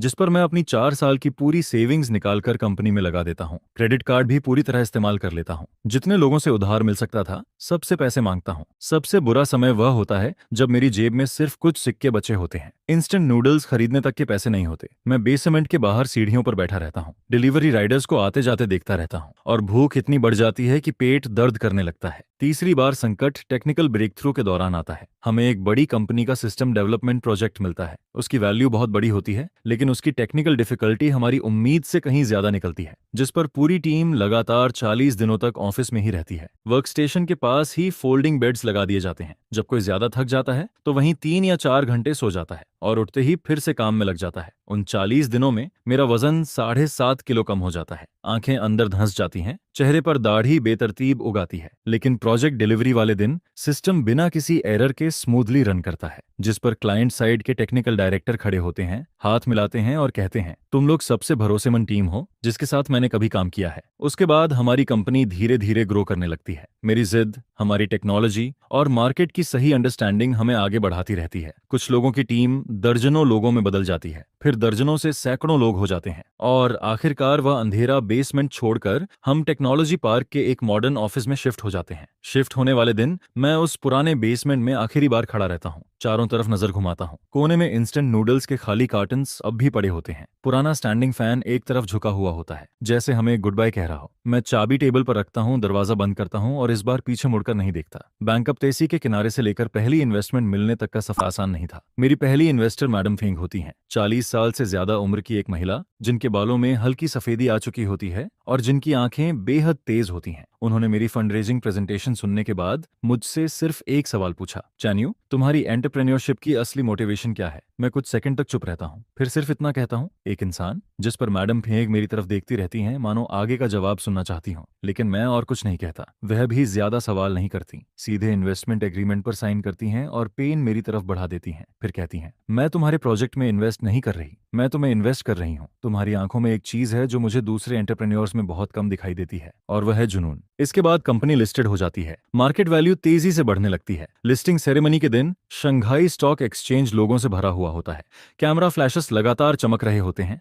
हर कोई एक्सपेंसिव सूट पहने मुस्कुरा रहा होता है। मैं स्टेज पर खड़ा होता हूँ, हाथ में सेरेमोनियल हैमर पकड़े हुए, और जब लिस्टिंग बेल बजती है तब मैं मन ही मन एक नाम पुकारता हूँ, लिन ओयन। एक गरीब स्टूडेंट से लेकर बिजनेस लेजेंड बनने तक का सफर पूरा करने में मुझे पूरे 10 साल लग गए। शांघाई बिजनेस सर्कल में चेन यू का नाम हर कोई जानता था। मेरे पास अपना टेक्नोलॉजी ग्रुप होता है, internet industry, new energy sector और प्रीमियम सर्विसेज में मेरा बिजनेस फैल चुका होता है। मेरे नाम पर लग्जरी विलास और एक्सपेंसिव कार्स होती हैं। मेरे पास बेहिसाब वेल्थ होती है। चारों तरफ इन्फ्लुएंशियल लोग घूमते रहते हैं। चापलूसी, तारीफ और खुशामद करने वालों की कोई कमी नहीं होती। अब मुझे सादा खाना खाकर गुजारा नहीं करना पड़ता। पैसों की चिंता भी नहीं रहती। मैं लग्जरी क्लब्स में जाता हूँ, दुनिया के सबसे बेहतरीन डिशेस टेस्ट करता हूँ। रेस्टोरेंट के मैनेजर खुद आकर मेरा स्वागत करते हैं, दिन के स्पेशल मेन्यू की जानकारी देते हैं। वाग्यू बीफ, प्रीमियम मशरूम्स और कैवियर जैसे डिशेज मेरे सामने सजाए जाते हैं। हर प्लेट किसी आर्ट वर्क की तरह खूबसूरत दिखाई देती है। लेकिन चाहे कितने भी महंगे स्वाद मेरे सामने क्यों न हो, मैं कभी भी उन 2 सादे पोर्क रिब्स का स्वाद दोबारा महसूस नहीं कर पाता। उस साल की वह छोटी सी लौ। सफलता हासिल करने के बाद मैंने लोगों को लिन यूएन को ढूंढने के लिए भेजा। मैं जानना चाहता था कि इन सालों में वह कैसी रही है और अपने बचपन का वह वादा पूरा करना चाहता था। लेकिन मेरे लोगों के जरिए जो खबर वापस आई वह टूटी फूटी और अधूरी थी, जिसे जोड़कर कोई पूरी तस्वीर नहीं बन सकती थी। बस इतना पता चला कि यूनिवर्सिटी से ग्रेजुएट होने के बाद वह शंघाई में नहीं रुकी, बल्कि अपने होम टाउन वापस लौट गई। जिसके बाद उसके परिवार पर मुसीबत आ गई। उसके पिता का बिजनेस फेल हो गया और उन पर काफी कर्ज चढ़ गया। हालांकि वह रकम कितनी थी यह कोई नहीं जानता था। इसके बाद उन्होंने नौकरी छोड़ दी और घर भी बदल लिया, यहाँ तक कि फोन नंबर भी बदल दिया। जैसे पानी की एक बूंद नदी में घुलकर पूरी तरह गायब हो जाती है, उनका कोई पता नहीं चला। मैं अपने ऑफिस में बैठकर यह रिपोर्ट सुनता हूँ, जिस पर काफी देर तक चुप रहता हूँ। खिड़की के बाहर शंघाई की रोशनियां जल चुकी होती हैं। सड़क पर गाड़ियां नदी के बहते पानी की तरह लगातार चल रही होती हैं। मैं अपना फोन उठाकर वह धुंधली ग्रेजुएशन फोटो देखता हूँ। उससे बहुत देर तक देखता रहता हूँ, फिर स्क्रीन लॉक करके फोन को मेज पर उल्टा रख देता हूँ, जिस पर मेरे दिल के अंदर एक अजीब खालीपन रह जाता है। पिछले 10 से ज्यादा सालों से जो चीज मुझे संभाले हुए थी, ऐसा लगता है जैसे वह अचानक गायब हो गई हो। मुझे हमेशा लगता था कि एक दिन मैं उस लड़की से जरूर मिलूंगा जिसने मेरी जवानी के दिनों को रोशन किया था, लेकिन अब ऐसा लगता है कि शायद इस जिंदगी में उससे दोबारा कभी मुलाकात नहीं होगी। इसके बाद मैं अपना पूरा ध्यान करियर पर लगा देता हूँ। लोगों की नजर में मैं एक वर्कaholic बन जाता हूँ। ना मुझे खूबसूरत लड़कियों में दिलचस्पी रहती है, ना ही किसी रिश्ते में। मैं ठंडा, शांत और कम बोलने वाला इंसान बन जाता हूँ। बड़े बड़े बिजनेस पार्टीज में जहां पार्टनर अपने साथ कंपेनियंस लेकर आते हैं और हंसते बोलते रहते हैं, वहां भी मैं सिर्फ एक आउटसाइडर की तरह बैठा रहता हूँ। शराब के गिलास टकराने की आवाजों और छिपी हुई साजिशों के बीच मैं हाथ में वाइन ग्लास लिए बिना किसी एक्सप्रेशन के बैठा रहता हूँ। आसपास के लोग हमेशा मुझे शादी करने की सलाह देते हैं। फैंग मैडम वही इन्वेस्टर थीं जिन्होंने शुरुआती दिनों में मेरे ऊपर पैसा लगाया था। बाद में वह मेरी कंपनी की शेयर होल्डर भी बन गई। एक बार कॉफी पीते समय जो मेरे लिए बॉस भी थीं और मेंटर भी, वह मुझे देखकर लंबी सांस लेती हैं, जिस पर वह कहती हैं, चान्यू, इस साल तुम 31 साल के हो गए हो, कंपनी भी लिस्टेड हो चुकी है, पैसा भी बहुत कमा लिया है, अब तुम्हें अपनी पर्सनल लाइफ के बारे में भी सोचना चाहिए। मैं कॉफी को चम्मच से घुमाता रहता हूँ, लेकिन कुछ नहीं कहता। जिस पर फेंग मैडम फिर पूछती हैं, क्या तुम्हारे दिल में पहले से कोई है? यह सुनकर मेरे हाथ की कॉफी स्पून हल्के से कप से टकराती है और एक छोटी सी आवाज निकलती है। फेंग मैडम तुरंत समझ जाती हैं, जिस पर वह सिर हिलाती हैं और आगे कुछ नहीं पूछती। समय बीतता जाता है और मेरे बिजनेस एम्पायर का विस्तार लगातार बढ़ता रहता है। इनमें शंघाई के कई टॉप नाइट क्लब्स और प्राइवेट क्लब्स भी शामिल होते हैं। बेविएट क्लब उनमें सबसे शानदार जगह मानी जाती है। यह शंघाई पोर्ट के पास एक अलग खड़ी वेस्टर्न स्टाइल विला में बना हुआ है। इसकी सजावट बेहद आलीशान होती है। हल्की रोशनी और शानदार माहौल इसे और भी खास बनाते हैं। दरवाजे पर खड़े सिक्योरिटी गार्ड्स काले रंग के महंगे सूट्स पहने रहते हैं। उनके कानों में कम्युनिकेशन डिवाइसेस लगे होते हैं और वे आने जाने वाले हर गेस्ट को मुस्कुराकर सलाम करते हैं। आमतौर पर मैं ऐसी जगहों पर बहुत कम जाता हूँ। मैं सिर्फ इन्वेस्टर के तौर पर शेयर्स रखता हूँ और मैनेजमेंट प्रोफेशनल टीम के हवाले कर देता हूँ। मुझे हमेशा लगता है कि ऐसी शोर शराबे वाली जगहें बहुत दिखावटी होती हैं। उनका मेरे दिल में छिपी उस पवित्र याद से कोई मेल नहीं होता। लेकिन मैंने कभी नहीं सोचा था कि किस्मत इतनी बेरहम और अजीब साबित होगी। मैं उससे दोबारा मिलूंगा भी तो ऐसी जगह पर। वही चांदनी जिसे मैं पिछले 10 से ज्यादा सालों से अपने दिल में छुपाकर बैठा था। उस रात एक बिजनेस पार्टनर जिद करके मुझे बेविएट क्लब में मीटिंग के लिए बुलाता है। सामने वाला व्यक्ति एनजीओ खेमिन था। वह एक बड़े रियल एस्टेट ग्रुप का वाइस चेयरमैन था और उसकी उम्र 50 साल से ज्यादा थी। उसके बाल बड़ी सावधानी से सेट किए गए थे और उसकी कलाई में सोने की महंगी घड़ी चमक रही थी। हमारी कंपनी का उनकी कंपनी के साथ सैकड़ों मिलियन युआन का प्रोजेक्ट चल रहा था। नेगोशिएशन के दौरान वह खासतौर पर शेंजन से उड़कर आया था और 3 बार मुझसे मिलने की रिक्वेस्ट कर चुका था। पहले 2 बार मैंने साफ मना कर दिया था। तीसरी बार फेंग मैडम ने खुद मुझे फोन किया, जिस पर वह कहती हैं, एनजीओ खेमिन अपनी इज्जत को बहुत महत्व देता है। तुम उसे 2 बार मना कर चुके हो। अगर तीसरी बार भी मना कर दिया तो यह प्रोजेक्ट खत्म हो जाएगा। मैं 2 सेकंड तक चुप रहता हूँ। फिर पूछता हूँ मीटिंग की जगह उसी ने चुनी है। बाइविट क्लब। मैं भौहें से कोड लेता हूँ। किसी और जगह बदल दो। जिस पर फेंक मैडम बेबस आवाज में कहती हैं वह सिर्फ इसी जगह पर मिलना चाहता है। पिछली बार वहां गया था और उसे जगह काफी पसंद आई थी। चैन्यो। मैं जानती हूँ कि तुम्हें ऐसी जगहें पसंद नहीं है, लेकिन बिजनेस वर्ल्ड में कभी कभी समझौता करना पड़ता है। ठीक है, मैं आता हूँ। रात के 8 बजे मेरी कार क्लब के सामने रुकती है। मैं दरवाजा खोलकर बाहर निकलता हूँ। एंट्रेंस पर मौजूद स्टाफ मुझे पहचान लेता है और तुरंत झुककर मेन डोर खोल देता है। चेन सर, एनजीओ सर आ चुके हैं। वह सेकंड फ्लोर के एम्परर रूम में इंतजार कर रहे हैं। मैं बिना कोई भाव दिखाए लॉबी पार करता हूँ और स्पाइरल स्टेयर्स से होते हुए दूसरी मंजिल पर पहुंचता हूँ। एम्परर रूम का दरवाजा मोटी ओक वुड से बना होता है। बाहर 2 स्टाफ मेंबर्स खड़े रहते हैं। मुझे देखते ही दोनों सिर झुकाकर दरवाजा खोल देते हैं। रूम काफी बड़ा था, लगभग 70 से 80 स्क्वायर मीटर का। बीच में सॉलिड वुड की एक लंबी टेबल रखी थी। उस पर फ्रूट्स, ड्रिंक्स और कई तरह के कोल्ड डिशेज सजे हुए थे। रेड लेदर सोफा बेहद मुलायम और आरामदायक था। लाइट्स जानबूझकर डिम रखी गई थीं। सिर्फ टेबल लैंप्स और वॉल लाइट्स हल्की रोशनी फैला रही थीं। पूरा कमरा एक सुस्त और रहस्यमयी माहौल में डूबा हुआ था। एनजीओ खैमिन्हा पहले से मौजूद था। वह मेन सीट के पास सोफा पर बैठा था। उसके साथ 2 वाइस प्रेसिडेंट्स और एक फीमेल सेक्रेटरी भी थीं। मुझे देखते ही वह मुस्कुराते हुए खड़ा हो जाता है और हाथ हिलाकर कहता है, चेन सर, आखिरकार आपका इंतजार खत्म हुआ। आइए बैठिए। मैं आगे बढ़कर उससे हैंडशेक करता हूँ और मेन सीट पर बैठ जाता हूँ। एनजीओ खैमिन खुद मेरे लिए व्हिस्की डालता है। बर्फ के टुकड़े ग्लास से टकराकर साफ आवाज निकालते हैं। चैन सर, यह जगह सच में कमाल की है। पिछली बार यहाँ आया था, तब से इसे भूल नहीं पाया। वह थोड़ा झुककर धीमी आवाज में कहता है, सुना है कि इस क्लब के कंट्रोलिंग शेयर्स आपकी कंपनी के पास हैं। मैं विस्की का एक घूंट लेता हूँ और शांत स्वर में जवाब देता हूँ, हाँ। यह सुनकर वह हंस पड़ता है। कमाल है, सच में कमाल। इतनी कम उम्र में आपने इतना बड़ा बिजनेस एम्पायर खड़ा कर लिया। मैं दिल से आपकी इज्जत करता हूँ। इसके बाद वह अपना ग्लास उठाकर मेरे ग्लास से टकराता है। आइए पहले एक ड्रिंक हो जाए। मैं एक ही सांस में पूरा ग्लास खाली कर देता हूँ। व्हिस्की की जलन मेरे गले से नीचे उतरती चली जाती है, जिस पर एनजीओ खैमिन फिर से मेरा ग्लास भर देता है। वह सोफा पर पीछे टिकता है, पैर पर पैर चढ़ाता है और पूरे रूम पर नजर घुमाते हुए मुस्कुराकर कहता है, चैन सर, सिर्फ शराब पीने में क्या मजा है? क्यों ना कुछ लड़कियों को बुलाया जाए। सुना है बेई वियत क्लब की गर्ल्स बहुत मशहूर हैं, हर एक। लेकिन मैं उसकी बात बीच में ही काट देता हूँ। जरूरत नहीं है। एनजीओ खैमिन कुछ पल के लिए हैरान रह जाता है, फिर हंसते हुए हाथ हिलाता है। चैन सर, आप अभी भी इतने सीरियस हैं? कोई हैरानी नहीं कि पूरे बिजनेस सर्कल में चर्चा है कि जो लोग आपके लिए रिश्ता लेकर आते हैं उनकी लाइन हुआंगपू रिवर तक लग सकती है, लेकिन आपको कोई पसंद नहीं आता। जिस पर उसके बगल में बैठा एक वाइस प्रेसिडेंट भी मुस्कुराकर कहता है, चैन सर, इतने सालों में हमने आपके आसपास किसी फीमेल फ्रेंड को भी नहीं देखा। कहीं ऐसा तो नहीं कि भाभी जी को घर में छुपा कर रखा हुआ है? कमरे में कुछ पल के लिए सन्नाटा छा जाता है। मैं अपनी उंगलियों से वाइन ग्लास को हल्के हल्के घुमाता रहता हूँ, लेकिन सिर नहीं उठाता। अभी तक कोई ऐसा इंसान नहीं मिला जो इसके लायक हो। मेरी आवाज बर्फ की सतह पर फिसलती हुई तेज धार जैसी ठंडी लगती है, जिस पर एनजीओ खैमिन और उसके साथ आया वाइस प्रेसिडेंट एक दूसरे को देखते हैं। वे समझ जाते हैं कि आगे पूछना ठीक नहीं होगा, इसलिए बात वहीं खत्म कर देते हैं। लेकिन साफ दिखाई देता है कि एनजीओ खैमिन अभी भी हार मानने वाला नहीं है। वह मेरे ग्लास में फिर आधा पैक डालता है और फिर टेबल पर रखा सर्विस बटन दबा देता है। 1 मिनट भी नहीं गुजरता कि दरवाजा खुलता है और मैनेजर अंदर आती है। वह करीब 30 साल की एक महिला होती है। उसने ब्लैक ऑफिस ड्रेस पहन रखी होती है, बाल बेहद सलीके से बंधे होते हैं और चेहरे पर हल्का लेकिन बेहद प्रोफेशनल मेकअप होता है। उसके पीछे 5-6 लड़कियां एक एक करके कमरे में दाखिल होती हैं और लंबी टेबल के सामने लाइन बनाकर खड़ी हो जाती हैं। उन्होंने अलग अलग रंगों के इवनिंग गाउन्स पहने होते हैं। कुछ के गाउन्स जमीन तक लंबे होते हैं, जबकि कुछ घुटनों तक। उनके सफेद कंधे और कॉलर बोन हल्की रोशनी में साफ नजर आ रहे होते हैं। मैं वैसे तो उठकर वहां से जाने वाला होता हूं,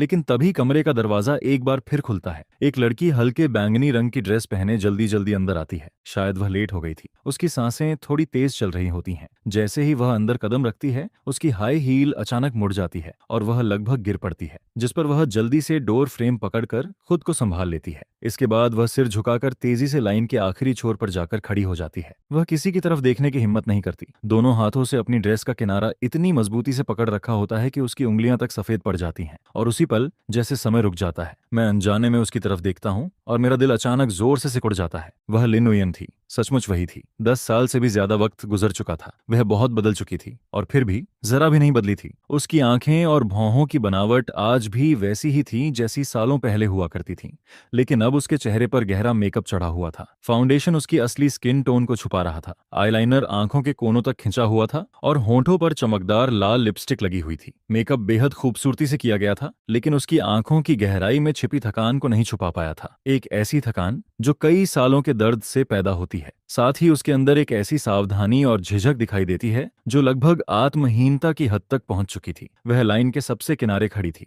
जैसे कोई परछाई जिसे कोई भी कभी भी नजरअंदाज कर सकता था।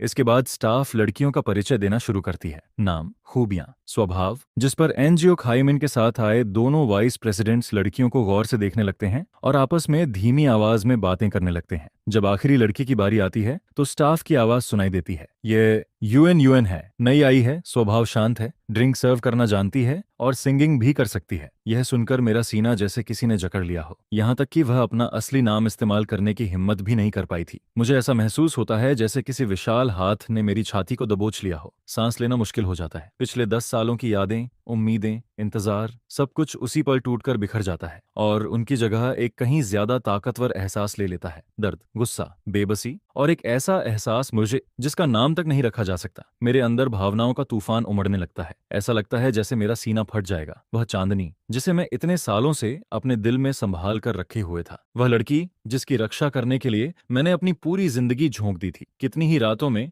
रूफटॉप पर बैठकर मैंने आसमान से कहा था कि कोई मेरा इंतजार कर रहा है, लेकिन मैंने कभी नहीं सोचा था कि वह ऐसी जगह पर मिलेगी और ऐसा काम कर रही होगी। उधर एनजीओ खाइमिन हाथ में वाइन ग्लास लिए लड़कियों को देख रहा होता है। उसकी नजरें एक से दूसरी लड़की पर घूम रही होती हैं। फिर अचानक उसे मेरी नजर का एहसास होता है। मेरी आंखें लगातार लिन यूएन पर टिकी हुई थीं, एक पल के लिए भी नहीं हटी थीं, जिस पर एनजी ओखाइमिन मेरी नजर का पीछा करता है और फिर मुस्कुरा देता है। चेन सर, अगर आपको यही लड़की पसंद आई है तो आज रात यही आपकी सर्विस करेगी। यह कहते हुए वह लिन यूएन की तरफ इशारा करता है, फिर हाथ हिलाकर उसे बुलाता है। उयन उयन, इधर आओ, चेन सर के लिए ड्रिंक सर्व करो। यह सुनते ही लिन यूएन का पूरा शरीर कांप उठता है। वह धीरे धीरे सिर उठाती है और उसकी नजर मेरी नजर से टकरा जाती है। उसी पल उसके चेहरे का सारा खून जैसे गायब हो जाता है। उसका चेहरा इतना सफेद पड़ जाता है कि जैसे उसमें जान ही न बची हो। उसने मुझे पहचान लिया था। उसकी आंखों में एक साथ अनगिनत भावनाएं उमड़ पड़ती हैं, हैरानी, घबराहट, शर्म और वह दर्द जो तब पैदा होता है जब किसी का सबसे छुपा हुआ सच सबके सामने खुल जाए। उसकी आंखें तेजी से कांपने लगती हैं। कुछ ही सेकंड में उनमें आंसू भर जाते हैं। रोशनी में वे आंसू चमकने लगते हैं। उसका शरीर अनजाने में एक कदम पीछे हट जाता है, जिस पर उसकी हील ड्रेस के किनारे पर पड़ जाती है। वह लड़खड़ाती है और लगभग गिर जाती है। जल्दी से दीवार पकड़कर खुद को संभालती है। उसकी उंगलियां दीवार पर इतनी जोर से दबती हैं कि नाखून वॉलपेपर को खुरच देते हैं। मैं देखता हूं कि उसकी आंखों के आंसू बाहर निकलने वाले हैं, लेकिन वह पूरी ताकत से उन्हें रोक रही होती है। उसके होंठ कसकर भींचे हुए होते हैं, ठुड्डी लगातार कांप रही होती है। वह उन आंसुओं को वापस निगलने की कोशिश कर रही होती है। उसकी बेबसी, उसकी शर्म और वह दर्द जिसमें इंसान चाहता है कि उसी पल दुनिया से गायब हो जाए।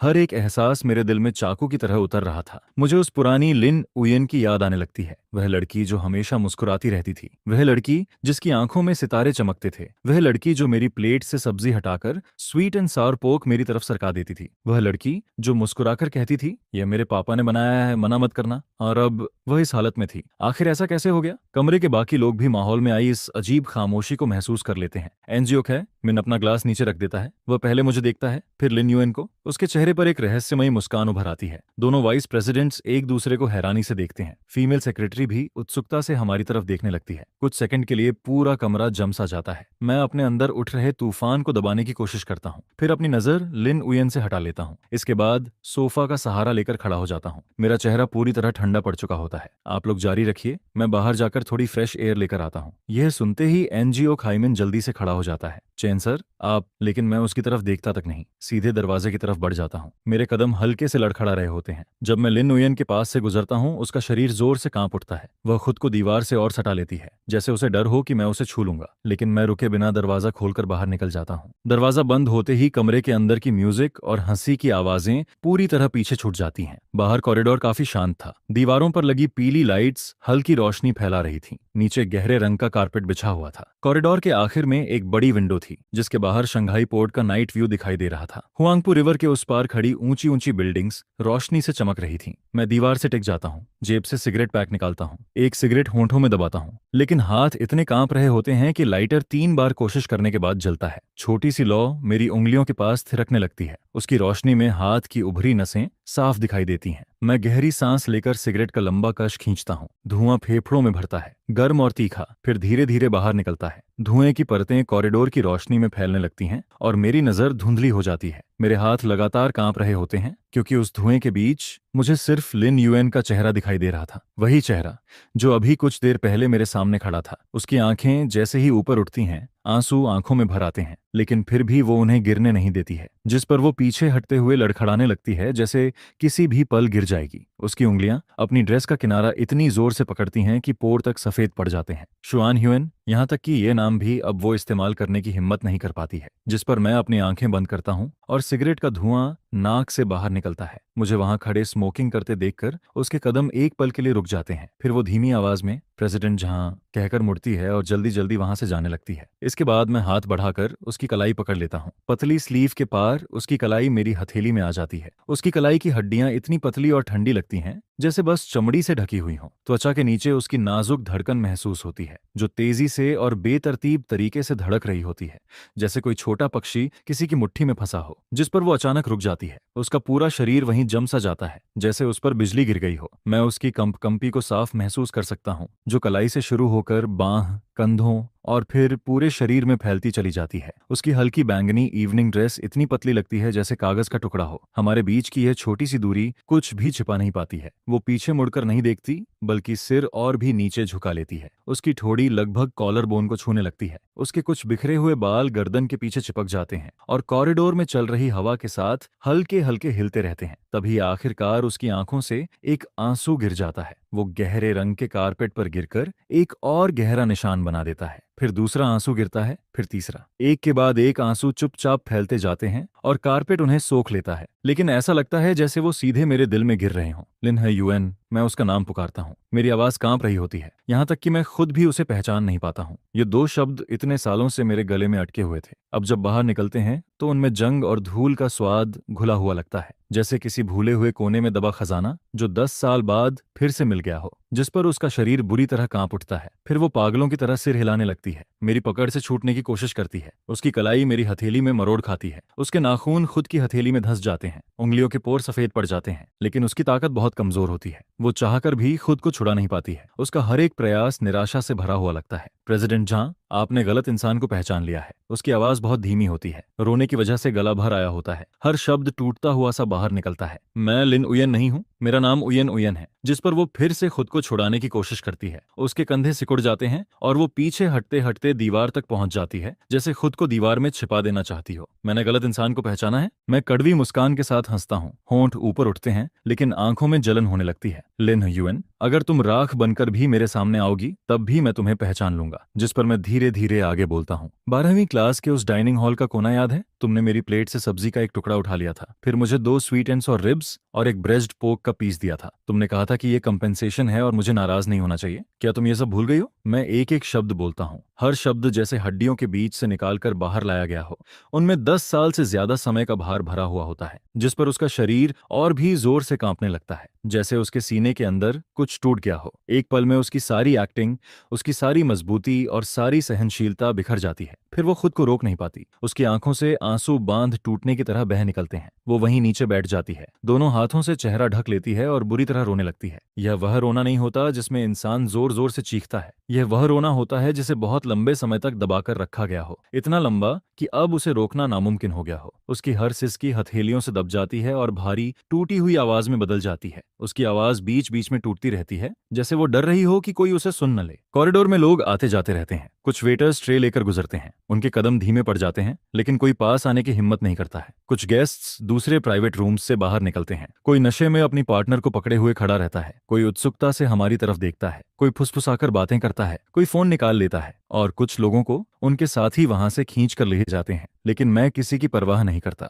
जिस पर मैं भी उसके सामने बैठ जाता हूँ। मेरा एक हाथ अब भी उसकी कलाई को मजबूती से पकड़े रहता है। मेरी हथेली उसकी बर्फ ठंडी त्वचा को छू रही होती है। मैं उसकी धड़कनों को महसूस कर सकता हूँ, जो धीरे धीरे घबराहट से निकलकर थकी हुई और भारी होती जा रही हैं। वो मेरे सामने बैठी रहती है, चेहरा ढककर रोती रहती है। उसका पतला शरीर कांपता रहता है। हल्की बैंगनी ड्रेस उसके दुबले कंधों पर ढीली लटक रही होती है। उसके कंधों की हड्डियां कपड़े के पार तक साफ दिखाई देती हैं। जिस पर मैं उसे देखते हुए वह सवाल पूछता हूँ जो इतने सालों से मेरे दिल में दबा हुआ था। मुझे बताओ, आखिर क्या हुआ था? मेरी आवाज में इतनी नरमी होती है जो अभी कुछ देर पहले प्राइवेट रूम में बिल्कुल नहीं थी। तुम यहाँ क्यों हो? लेकिन वो जवाब नहीं देती, बस जमीन पर बैठी रोती रहती है। उसकी टूटी हुई सिसकियां किसी घायल छोटे जानवर जैसी लगती हैं जो अंधेरे में अकेला अपने घाव चाट रहा हो। इसके बाद मैं अपना कोट उतारकर उसके कंधों पर डाल देता हूँ। कोट बड़ा होता है और उसके सिकुड़े हुए शरीर को ढक लेता है, साथ ही उस ढीली और ठीक से फिट न होने वाली ड्रेस को भी छिपा देता है। वो मना नहीं करती, सिर भी नहीं उठाती, बस उसकी सिसकियां धीरे धीरे कम होने लगती हैं। उसके कंधे अब पहले जितने नहीं कांपते, लेकिन पूरा शरीर अब भी हल्का हल्का कांप रहा होता है, जैसे कोई पत्ता लंबे समय तक हवा में हिलता रहा हो और अब जमीन पर गिरने के बाद भी हल्का सा थरथरा रहा हो। धीरे धीरे कॉरिडोर फिर से शांत हो जाता है। तमाशा देखने वाले लोग जा चुके होते हैं। वेटर्स चुपचाप हमारे पास से निकल जाते हैं।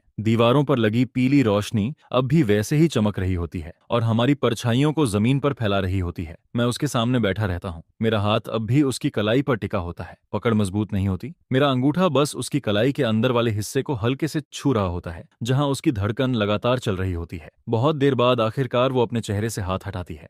उसका मेकअप लगभग बह चुका होता है, चेहरा आंसुओं से भरा हुआ होता है। वो मेरी तरफ नहीं देखती, बस सिर झुकाकर कहती है, ट्रानवू, मुझे छोड़ दो, अंदर अब भी लोग तुम्हारा इंतजार कर रहे हैं। जिस पर मैं उसे देखता रहता हूँ। उसकी पलकों से आंसू लगातार गिरते रहते हैं, गालों पर बहते हुए ठोड़ी तक पहुंचते हैं और फिर नीचे टपक जाते हैं। मैं पिछले 10 सालों से पूरी तरह होश में हूँ। मेरी आवाज साफ होती है और शायद मैं इतने सालों से सिर्फ इस एक पल का इंतजार कर रहा था जब मैं होश में नहीं रहना चाहता। यह सुनकर उसकी पलकों में फिर से कंपन दौड़ जाती है। उसके होंठ हिलते हैं जैसे वो कुछ कहना चाहती हो, लेकिन आखिर में कोई शब्द बाहर नहीं निकलता। इसके बाद मैं उसकी कलाई छोड़ देता हूँ, खड़ा होता हूँ और उसकी तरफ अपना हाथ बढ़ा देता हूँ, जिस पर वो धीरे धीरे सिर उठाकर मेरी तरफ देखती है। उसकी आंखों का मेकअप पूरी तरह बिखर चुका होता है। उसकी आंखों का मेकअप पूरी तरह फैल चुका होता है, जिस वजह से उसकी आंखें पहले से कहीं ज्यादा बड़ी दिखाई देती हैं, लेकिन उनमें अब कोई चमक नहीं बची होती है। उन आंखों में कभी जो सितारों जैसी रोशनी हुआ करती थी, उसे जिंदगी के पिछले 10 से ज्यादा साल साजिकन पूरी तरह घिस चुके होते हैं। अब वहां सिर्फ थकान, शर्मिंदगी और एक ऐसी भावना बची होती है ना से मैं कम सकता कि जिसे मैं समझ नहीं पाता हूँ। जिस पर वो मेरा हाथ नहीं पकड़ती, बल्कि खुद ही दीवार का सहारा लेकर धीरे धीरे खड़ी हो जाती है। मेरा कोट उसके कंधे से थोड़ा फिसल जाता है तो वो तुरंत उसे पकड़ लेती है। उसकी उंगलियां गहरे रंग के कपड़े को इतनी जोर से पकड़ती हैं कि उसके पोर फिर से सफेद पड़ जाते हैं। कॉरिडोर के आखिर से प्राइवेट रूम के अंदर चल रहे म्यूजिक और वू काइमिंग की हंसी की आवाज हल्की हल्की सुनाई देती है, जिस पर वो अपना चेहरा दूसरी तरफ मोड़ लेती है और मेरी आंखों से बचते हुए बहुत धीमी आवाज में कहती है, बैकडोर से चलते हैं, वहां कोई नहीं होगा। इसके बाद वो मुड़कर कॉरिडोर के दूसरे छोर की तरफ चलने लगती है। उसकी हाई हील्स की आवाज कारपेट पर दब जाती है। उसके कदम धीमे और हल्के होते हैं। बैंगनी रंग की वह ड्रेस अब भी उस पर ठीक से फिट नहीं बैठती है। ड्रेस का किनारा पीछे जमीन पर घिसटता चलता है और कॉरिडोर से गुजरती हवा उसे हल्के हल्के हिलाती रहती है। मेरा कोट उसके कंधों पर पड़ा होता है, जो उसके शरीर का ज्यादातर हिस्सा छिपा देता है। सिर्फ उसकी पतली टांगों का थोड़ा सा हिस्सा दिखाई देता है। मैं उसके पीछे पीछे चलता हूँ। हम कॉरिडोर पार करते हैं, फिर स्टाफ एंट्रेंस लिखा हुआ फायर डोर खोलते हैं। उसके बाद एक संकरी सीढ़ियों वाले रास्ते में उतरते हैं। 2 फ्लोर नीचे जाने के बाद हम एक और फायर डोर खोलते हैं, जिस पर बेयू क्लब का बैक डोर हमारे सामने आ जाता है। वह एक छोटी सी गली होती है।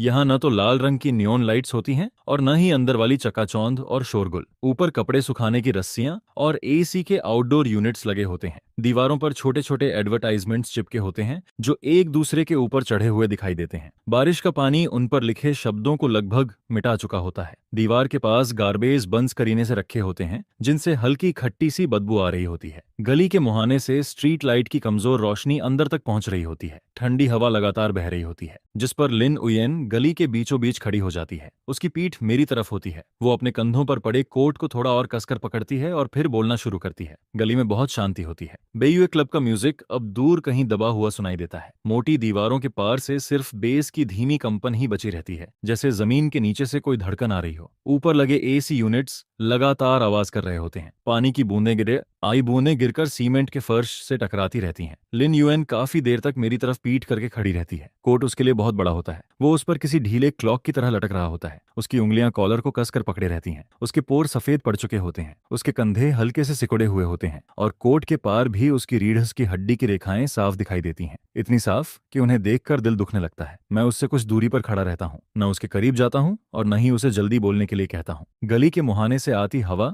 अपने साथ शुरुआती पतझड़ की ठंडक और कहीं दूर से भुने हुए शकरकंद की खुशबू लेकर आती है। बहुत देर बाद आखिरकार वो बोलती है। यूनिवर्सिटी ग्रेजुएशन वाले साल उसकी आवाज इतनी धीमी होती है कि हवा उसे लगभग अपने साथ उड़ा ले जाती है, जिस पर वो एक पल के लिए रुक जाती है, जैसे आगे बोलने के लिए उसे सारी ताकत इकट्ठा करनी पड़ रही हो। मेरे पापा के बिजनेस में दिक्कत आ गई थी। उसके पापा का नाम ली जियानगो था। वो काउंटी में एक ऑटो रिपेयर वर्कशॉप चलाते थे। उस समय हमारी पूरी बैच के पेरेंट्स में उनका परिवार काफी अच्छा माना जाता था। हर दिन स्कूल के बाद लिन यूएन को कार लेने आती थी। उसके बैग में हमेशा नए स्टेशनरी आइटम्स रहते थे। उसकी यूनिफॉर्म हमेशा एकदम प्रेस की हुई रहती थी। उस समय वो बहुत खूबसूरत लगती थी। जब मुस्कुराती थी तो उसके गालों पर छोटे छोटे डिंपल्स पड़ते थे। वो पूरे ग्रेड की सबसे अलग और सबसे चमकदार लड़की थी, जिस पर वो आगे कहती है उन्होंने किसी के साथ बिल्डिंग मटेरियल्स के बिजनेस में इन्वेस्टमेंट किया था, वर्कशॉप को मॉर्टगेज रखा, फिर ऊपर से काफी पैसा उधार भी लिया, लेकिन बाद में उनका पार्टनर सारे पैसे लेकर भाग गया। जो सामान बचा था वह सब लो क्वालिटी निकला, सब कुछ खत्म हो गया। वो ये सब ऐसे बता रही होती है जैसे किसी और की फाइल पढ़ रही हो। करीब 20 लाख युआन का कर्ज हो गया था। एक छोटे काउंटी टाउन के परिवार के लिए यह रकम आसमान छूने वाली थी। क्रेडिटर्स हर दिन घर आ जाते थे। कोई लॉक में ग्लू भर देता था, कोई कॉरिडोर की दीवारों पर बड़े बड़े अक्षरों में गालियां लिख जाता था। मेरी माँ घर से बाहर निकलने की हिम्मत नहीं कर पाती थी। मेरा छोटा भाई स्कूल में लोगों के ताने सुनता था, जिस पर उसकी आवाज एक पल के लिए भर आती है। मेरे पापा वो हर जगह पैसे उधार मांगने जाते थे, रिश्तेदारों, दोस्तों, जान पहचान वालों, सबके सामने हाथ जोड़ते थे। फिर एक दिन वो एक क्रेडिटर के घर के बाहर बेहोश होकर गिर गए। ब्रेन हेमोरेज हुआ था। जान तो बच गई, लेकिन उनका आधा शरीर पैरालाइज्ड हो गया। वो ठीक से बोल भी नहीं पाते थे। खाना पीना नहाना हर चीज के लिए किसी की मदद चाहिए होती थी। उसकी आवाज और धीमी हो जाती है। मेरी माँ की तबीयत पहले से ही ठीक नहीं रहती थी। उन्हें हाई ब्लड प्रेशर और हार्ट डिजीज थी। पापा के साथ यह सब होने के बाद वो भी ज्यादा दिन नहीं संभल पाई। 3 महीने के अंदर वो भी हॉस्पिटल पहुंच गईं। हर टेस्ट, हर मेडिसिन, हर चीज के लिए पैसे चाहिए थे। मेरा छोटा भाई तब 10वीं क्लास में था। उसकी पढ़ाई बहुत अच्छी थी, बिल्कुल मेरी तरह। जब भी मैं उसे देखती थी मुझे अपना पुराना रूप दिखाई देता था, जिस पर वो एक लंबी सांस लेती है। इसीलिए मैंने जॉब छोड़ दी। ग्रेजुएशन के बाद मुझे एजुकेशन ट्रेनिंग सेंटर में ऑफिस जॉब मिली थी। सैलरी हर महीने 4,500 युआन थी। सिर्फ पापा की मेडिसिन का खर्च ही उससे ज्यादा था। मैंने जितने लोगों से हो सकता था सबसे पैसे उधार मांगे, क्लासमेट्स, कॉलेग्स, रिलेटिव्स, सबसे। शुरुआत में कुछ लोगों ने मदद भी की, लेकिन बाद में सभी मुझसे बचने लगे और मैं उन्हें दोष भी नहीं दे सकती थी, क्योंकि किसी का पैसा पेड़ पर नहीं उगता, वो सिर झुका लेती है। फिर किसी ने मुझे शंघाई आने को कहा। उसने कहा यहाँ जल्दी पैसा कमाया जा सकता है। मैं जानती थी कि वह किस तरह का काम है। मैंने पूरे 1 महीने तक फैसला नहीं किया, जिस पर उसकी आंखों में फिर से आंसू भरने लगते हैं। उस 1 महीने के दौरान क्रेडिटर्स मेरे पापा को बिस्तर से घसीटकर नीचे उतार देते थे। मेरी माँ जमीन पर घुटनों के बल बैठकर उनसे विनती करती थी। मेरा भाई स्कूल से लौटता था, दरवाजे पर लाल पेंट के निशान देखता था, लेकिन कुछ नहीं कहता था। वो चुपचाप अपने कमरे में चला जाता था, दरवाजा बंद कर लेता था और अंदर से सिर्फ उसकी पढ़ाई की आवाज सुनाई देती थी। अगले दिन मैंने शंघाई की ट्रेन टिकट खरीद ली। उसकी आवाज अब टूटने लगती है। मुझे पता था कि यह काम सम्मानजनक नहीं है। मुझे पता था कि लोग मुझे नीची नजर से देखेंगे, लेकिन मेरे पास कोई दूसरा रास्ता नहीं था। अब उसकी आवाज पूरी तरह भर आती है। मुझे जीना था, मुझे अपने पापा को जिंदा रखना था, मुझे अपनी माँ को जिंदा रखना था, मुझे अपने भाई को पढ़ाना था, मुझे उसे बचाना था। मैं नहीं चाहती थी कि वो दूसरा मैं बन जाए, वो दूसरा इंसान जो कैंटीन के कोने में बैठकर सिर्फ सादी सब्जी के साथ खाना खाता है। यह सुनकर ऐसा लगता है जैसे किसी ने सीधे मेरे सीने में चाकू घोंप दिया हो, जिस पर मैं अनजाने में एक कदम आगे बढ़ जाता हूँ। वो तुरंत महसूस कर लेती है। उसके कंधे तन जाते हैं, पूरा शरीर फिर से सिकुड़कर दीवार से लग जाता है। मैंने अपना नाम बदलकर यूएन रख लिया, क्योंकि मैं नहीं चाहती थी कि कोई पहचान वाला मुझे पहचान ले। मैं नहीं चाहती थी कि कोई देखे कि लिन यूएन की हालत आज ऐसी हो गई है। यह कहकर वो जल्दी से अपने आंसू पोंछ लेती है, जैसे डर हो कि कोई उसे कमजोर देख लेगा। मैंने खुद को पूरी तरह बंद कर लिया। हर दिन बहुत सावधानी से जीती हूँ। कस्टमर्स के सामने मुस्कुराती हूँ, ड्रिंक सर्व करती हूँ, सॉन्ग्स गाती हूँ। जब कोई हाथ लगाने की कोशिश करता है तब भी सह लेती हूँ। लोगों की तिरछी नजरें सहती हूँ और फिर रात को अपने किराए के छोटे से कमरे में लौटकर बाथरूम में खुद को बंद कर लेती हूँ और रोते रोते उल्टी तक कर देती हूँ। मैंने इस दुनिया के बहुत सारे रंग देख लिए हैं। नशे में धुत कस्टमर्स मुझे गालियां देते हैं। मैनेजर कहता है कि मुझे कस्टमर्स को खुश रखना नहीं आता और सैलरी काट लेता है। मेरी रूममेट मेरा मेकअप चुरा लेती है और ऊपर से वही मुझ पर झूठे इल्जाम भी लगा देती है, जिस पर वो चेहरा दूसरी तरफ घुमा लेती है और धीमी आवाज में कहती है, ट्रानवू, अब तुम एक बड़े बॉस बन चुके हो और मैं यहाँ बस एक होस्टेस हूँ। हम दोनों अब एक ही दुनिया के लोग नहीं रहे। वो मेरी तरफ देखती है। उसकी आंखों में शर्मिंदगी और हीन भावना साफ दिखाई देती है। वह नजर बिल्कुल वैसी ही लगती है जैसी कभी मेरी हुआ करती थी, उस स्कूल कैंटीन के कोने में। ऐसा समझ लो कि तुमने मुझे पहचाना ही नहीं, मुझे जाने दो। यह कहकर वो कोट को अपने कंधों पर और कस लेती है और जाने के लिए मुड़ जाती है, जिस पर मैं एक बार फिर उसका हाथ पकड़ लेता हूँ। मेरी आवाज गले में अटक जाती है। शब्द भारी और भर्राए हुए बाहर निकलते हैं। लिन ह्यूएन, अगर उस समय तुम नहीं होती तो मैं आज यहाँ तक कभी नहीं पहुंच पाता। वो 2 रिब्स और तुम्हारे वो शब्द, वो मेरी जिंदगी की सबसे कीमती चीजें थीं। मैं उसकी आंखों में देखते हुए आगे कहता हूँ, मैंने पागलों की तरह पढ़ाई की, पागलों की तरह पैसे कमाए, पागलों की तरह ऊपर चढ़ता गया, लेकिन यह सब किसी बड़ा बॉस बनने के लिए नहीं था। मैं बस इतना चाहता था कि एक दिन तुम्हारे सामने खड़ा हो सकूं, तुम्हारी उस दयालुता के लायक बन सकूं, तुम्हें ऐसी जिंदगी दे सकूं जहां तुम्हें किसी के सेल्फ रिस्पेक्ट की रक्षा करने के लिए खुद को झुकाना न पड़े। मुझे फर्क नहीं पड़ता कि तुम्हारे साथ क्या हुआ, मुझे फर्क नहीं पड़ता कि तुम अभी क्या कर रही हो, मैं तुम्हारा हाथ कभी नहीं छोड़ूंगा। जिस पर उसके होंठ कांपने लगते हैं, आंखों से आंसू फिर बहने लगते हैं। लेकिन अब मैं तुम्हारे लायक नहीं रही, मैं अब गंदी हूँ, मैं अब बहुत छोटी और बेकार इंसान बन चुकी हूँ। तुम इतने बड़े प्रेसिडेंट हो, तुम्हारे आसपास कितनी अच्छी और शानदार औरतें होंगी, फिर तुम्हें मेरे जैसी लड़की की क्या जरूरत है। मैं उसकी तरफ देखता हूँ, उसका हर शब्द मेरे दिल में धंसता चला जाता है। मेरे लिए तुम हमेशा वही लड़की रहोगी, वही लड़की जिसने मुझे अपनी प्लेट से रिब्स निकाल कर दिए थे। तुम हमेशा उतनी ही साफ रहोगी, हमेशा उतनी ही कीमती रहोगी। जिस पर उसकी पलकों में फिर से कंपन दौड़ जाती है, बड़े बड़े आंसू उसकी आंखों से गिरने लगते हैं, कोट के गहरे कपड़े पर गिरकर और भी गहरे निशान छोड़ते जाते हैं। मैं उसका हाथ और मजबूती से पकड़ लेता हूँ। उस समय तुमने मेरी इज्जत बचाई थी, अब मुझे तुम्हारी इज्जत बचाने दो। इसके बाद मैं फोन निकालता हूँ और बेयू क्लब के पर्सन इंचार्ज को कॉल कर देता हूँ। 2 रिंग के बाद सामने से कॉल उठ जाती है, प्रेसिडेंट झा। दूसरी तरफ से बेहद सम्मान भरी आवाज आती है। मैं बिना किसी भूमिका के सीधे कहता हूँ, मैनेजर जो को अभी आदेश दो, उयन उयन का कॉन्ट्रैक्ट तुरंत कैंसिल कर दिया जाए, उसकी सारी फाइल्स और रिकॉर्ड्स हटा दिए जाएं। आगे से कोई भी उसे परेशान नहीं करेगा और वह दोबारा बेयू क्लब में काम नहीं करेगी। कुछ सेकंड तक दूसरी तरफ खामोशी रहती है, फिर तुरंत जवाब आता है, जी प्रेसिडेंट झा, मैं अभी व्यवस्था करता हूँ। जिस पर मैं फोन काट देता हूँ। लिन युएन मुझे देखती है, उसकी आंखों में बेचैनी और विरोध दोनों दिखाई देते हैं। तुम ऐसा नहीं कर सकते, मुझ पर बहुत कर्ज है, पापा के इलाज का खर्च है, मेरे भाई की पढ़ाई का खर्च है, मैं ये सब कैसे चुकाऊंगी। वो सिर हिलाती है और एक कदम पीछे हट जाती है। मैं तुम्हारे पैसे नहीं ले सकती, मैं तुम्हारा इतना बड़ा एहसान नहीं ले सकती। मैं उसकी तरफ देखते हुए कहता हूँ, ये एहसान नहीं है, ये मेरा कर्ज है। उस समय तुमने मुझे 2 रिब्स दिए थे, मुझे थोड़ी सी दयालुता दी थी, वह मेरी जिंदगी की सबसे कीमती चीज थी। इसके सामने ये पैसा कुछ भी नहीं है, ये सब कुछ भी नहीं है। जिस पर वो कुछ कहने के लिए मुंह खोलती है, लेकिन उसी समय बेयू क्लब का बैक डोर जोर से खुल जाता है। एक नशे में धुत आदमी लड़खड़ाता हुआ बाहर निकलता है। उसकी शर्ट खुली हुई होती है, टाई एक तरफ लटक रही होती है, हाथ में आधी खाली विदेशी शराब की बोतल होती है। उसे देखकर साफ पता चलता है कि वह किसी प्राइवेट रूम का कस्टमर है। जैसे ही उसकी नजर लिन युएन पर पड़ती है, उसके चेहरे पर मुस्कान फैल जाती है। अरे युएन, तुम यहाँ हो। वो लड़खड़ाते हुए हमारी तरफ बढ़ता है,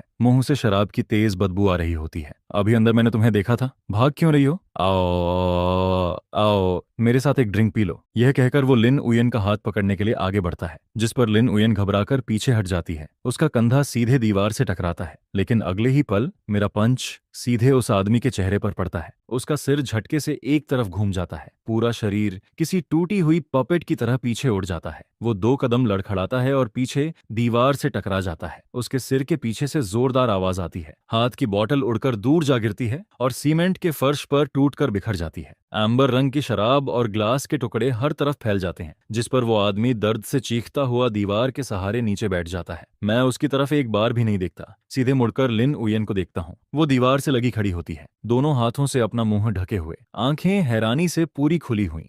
तभी मुझे अपने दाहिने हाथ में जलन महसूस होती है। मेरे नकल्स फट चुके होते हैं, उंगलियों के जोड़ से खून निकल रहा होता है, लेकिन मुझे उसकी बिल्कुल परवाह नहीं होती। चलो यहाँ से। जिस पर उसकी नजर मेरे खून से सने हाथ पर टिक जाती है। उसकी पुतलियां हल्का सा कांपती हैं, फिर वो धीरे से कोट की स्लीव पकड़ती है और मेरे हाथ पर रख देती है। गहरे रंग का कपड़ा मेरे घायल नकल्स को ढक लेता है, थोड़ा सा खून तुरंत उसमें समा जाता है। उसका स्पर्श बहुत हल्का होता है, बिल्कुल वैसा ही जैसे उस दिन उसने मेरी प्लेट में सब्जी और रिब्स रखी थी। इतना स्वाभाविक, जैसे यह हमेशा से होना तय था। मैं कुछ पल के लिए स्तब्ध रह जाता हूँ। वो सिर झुकाए रहती है, उसकी पलकों की छाया चेहरे पर पड़ रही होती है। कोट के कपड़े के पार उसकी उंगलियां मेरे हाथ को हल्के से छू रही होती हैं। उनका स्पर्श ठंडा लगता है। फिर वो बहुत धीमी आवाज में कहती है, पहले तुम कभी लड़ाई नहीं करते थे। मैं हल्की मुस्कान के साथ जवाब देता हूँ, पहले कोई ऐसा नहीं था जिसके लिए मुझे लड़ना पड़े। जिस पर वो कुछ देर चुप रहती है, फिर धीरे से मेरा हाथ छोड़ देती है। चलो। उस रात मैं लिन उयन को बेयूए क्लब से लेकर निकल जाता हूँ। ड्राइवर गली के बाहर कार खड़ी करके इंतजार कर रहा होता है। काली कमर्शियल व्हीकल अंधेरे में खड़ी होती है, इंजन की आवाज बेहद शांत होती है। मैं पीछे का डोर खोलता हूँ। वो एक पल झिझकती है, फिर धीरे से अंदर बैठ जाती है। मैं दूसरी तरफ से कार में बैठकर उसके पास आ जाता हूँ। कार के अंदर पूरी शांति होती है, लेदर सीट्स से हल्की खुशबू आ रही होती है, एसी की ठंडी हवा लगातार बह रही होती है। ड्राइवर रियर व्यू मिरर से मेरी तरफ देखता है, लेकिन कुछ पूछता नहीं, चुपचाप कार आगे बढ़ा देता है। लिन यूएन खिड़की के सहारे बैठ जाती है, चेहरा दूसरी तरफ घुमा लेती है। बाहर की स्ट्रीट लाइट्स एक एक करके गुजरती रहती हैं। उनकी रोशनी उसके चेहरे पर पड़ती है। उसके आंसुओं के निशान, फैला हुआ मेकअप और बंद आंखें साफ दिखाई देती हैं। धीरे धीरे उसकी सांसें सामान्य होने लगती हैं। शायद वो सच में सो गई होती है, या शायद सिर्फ सोने का नाटक कर रही होती है। लेकिन उसके कंधे अब पहले की तरह तनाव में नहीं होते। उसका सिर खिड़की के शीशे से लगा होता है, कार के हल्के झटकों के साथ धीरे धीरे हिल रहा होता है। मैं उसे बहुत देर तक देखता रहता हूँ। 12वीं क्लास के उस धूप भरे कैंटीन से लेकर बेयू क्लब के उस कॉरिडोर तक, जहां वो जमीन पर बैठकर फूट फूट कर रो रही थी, और अब इस पल तक जब वो मेरा कोट ओढ़े मेरे बगल वाली सीट पर गहरी नींद में डूबी हुई होती है। 10 से ज्यादा सालों का समय अंधेरे में धीरे धीरे पीछे की तरफ बहता चला जाता है। ट्रेन के डिब्बे में मैं हाथ बढ़ाकर उसका कोट वापस उसके कंधे पर खींच देता हूँ, जो धीरे धीरे फिसल रहा होता है, जिसके बाद उसका खुला हुआ कंधा ढक जाता है। मेरी उंगलियां गलती से उसकी गर्दन को छू जाती हैं और उसकी त्वचा बर्फ जैसी ठंडी फील होती है। वह नहीं जागती, बस उसकी भौहें हल्का सा सिकुड़ती हैं, जिस पर कुछ पल बाद फिर से सामान्य हो जाती हैं। मैं अपना हाथ वापस खींच लेता हूँ, सीट से टिक जाता हूँ और आंखें बंद कर लेता हूँ। मेरे हाथ की पीठ पर मौजूद घाव अब भी हल्का हल्का दर्द कर रहा था। उस दिन के बाद मैंने लामुयेन के रहने के लिए तिन अन टेम्पल के पास एक अपार्टमेंट अरेंज किया। वह प्रॉपर्टी मेरे नाम पर थी, एक 120 वर्ग मीटर का हाई राइज अपार्टमेंट, जिसकी फर्श से छत तक बनी खिड़कियां सीधे तो रिवर की तरफ खुलती थीं। माहौल शांत था और रेजिडेंशियल एरिया में हरियाली भी काफी अच्छी थी। नीचे एक कन्वीनियंस स्टोर और 24 घंटे खुली रहने वाली फार्मेसी मौजूद थी। शुरुआत में मैंने वह अपार्टमेंट खुद रहने के लिए खरीदा था, लेकिन बाद में वह खाली ही पड़ा रहा। सिर्फ सफाई करने वाला स्टाफ हफ्ते में एक बार वहां आकर सफाई किया करता था। इसके बाद मैंने शंघाई के सबसे बेहतरीन न्यूरोलॉजी एक्सपर्ट्स को बुलाया। फिर उसके गांव जाकर उसके पिता को शंघाई लाया गया ताकि उनका इलाज कराया जा सके।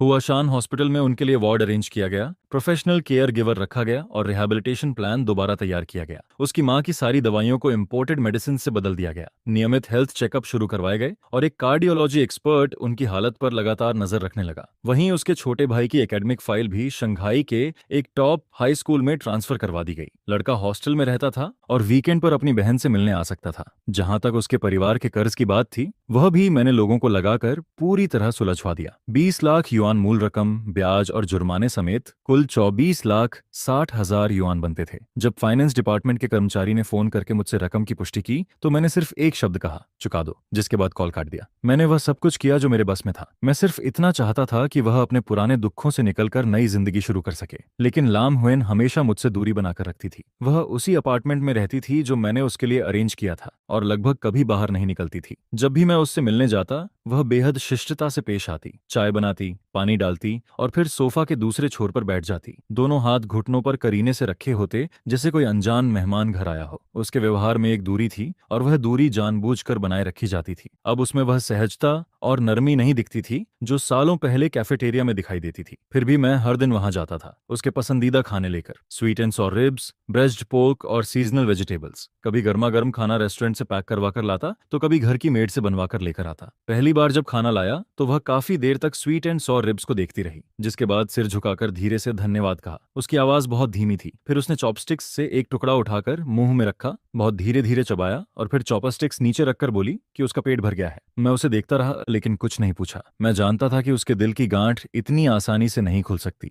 एक शाम मैं उसके अपार्टमेंट पहुंचा। जब उसने दरवाजा खोला तो उसने साधारण सफेद टी शर्ट और पैंट्स पहन रखी थी। उसके कंधों तक आते बाल खुले हुए थे, चेहरे पर कोई मेकअप नहीं था। उसकी साफ आंखें और लंबी पलकें बिल्कुल वैसी ही लग रही थीं जैसी कई साल पहले हुआ करती थीं, जिस पर उसकी छवि धीरे धीरे उस लड़की से मिलती नजर आती है जो कभी मेरे सामने बैठा करती थी। फर्क सिर्फ इतना था कि अब उसकी आंखों में अनगिनत चिंताएं, थकान, सतर्कता और वह एहसास भरा हुआ था जिसे मैं खुद भी अच्छी तरह जानता था। इंफीरियॉरिटी कॉम्प्लेक्स। कॉफी टेबल पर एक लैपटॉप रखा था जिसकी स्क्रीन अभी भी ऑन थी। वह एक जॉब रिक्रूटमेंट वेबसाइट थी। वह नौकरी ढूंढ रही थी। मैं कहता हूं, तुम्हें काम करने की जरूरत नहीं है, जिस पर वह सोफा की तरफ जाती है और बैठ जाती है, फिर लैपटॉप बंद कर देती है। उसकी हरकत बेहद हल्की थी, लेकिन लैपटॉप बंद होने की आवाज शांत कमरे में साफ सुनाई देती है। त्रानवू, आप मेरे साथ इतना अच्छा व्यवहार मत कीजिए। वह मेरी तरफ नहीं देखती। उसकी नजर टेबल पर रखे ठंडे हो चुके पानी के गिलास पर टिकी रहती है। मैं इसके लायक नहीं हूं। मैं उसके सामने बैठ जाता हूं। कौन तय करता है कि कौन लायक है और कौन नहीं। वह कोई जवाब नहीं देती। मैं फिर पूछता हूँ, मुझे बताओ, आखिर किसे लायक कहा जाता है? जब तुमने अपनी रिब्स के 2 टुकड़े मुझे दिए थे,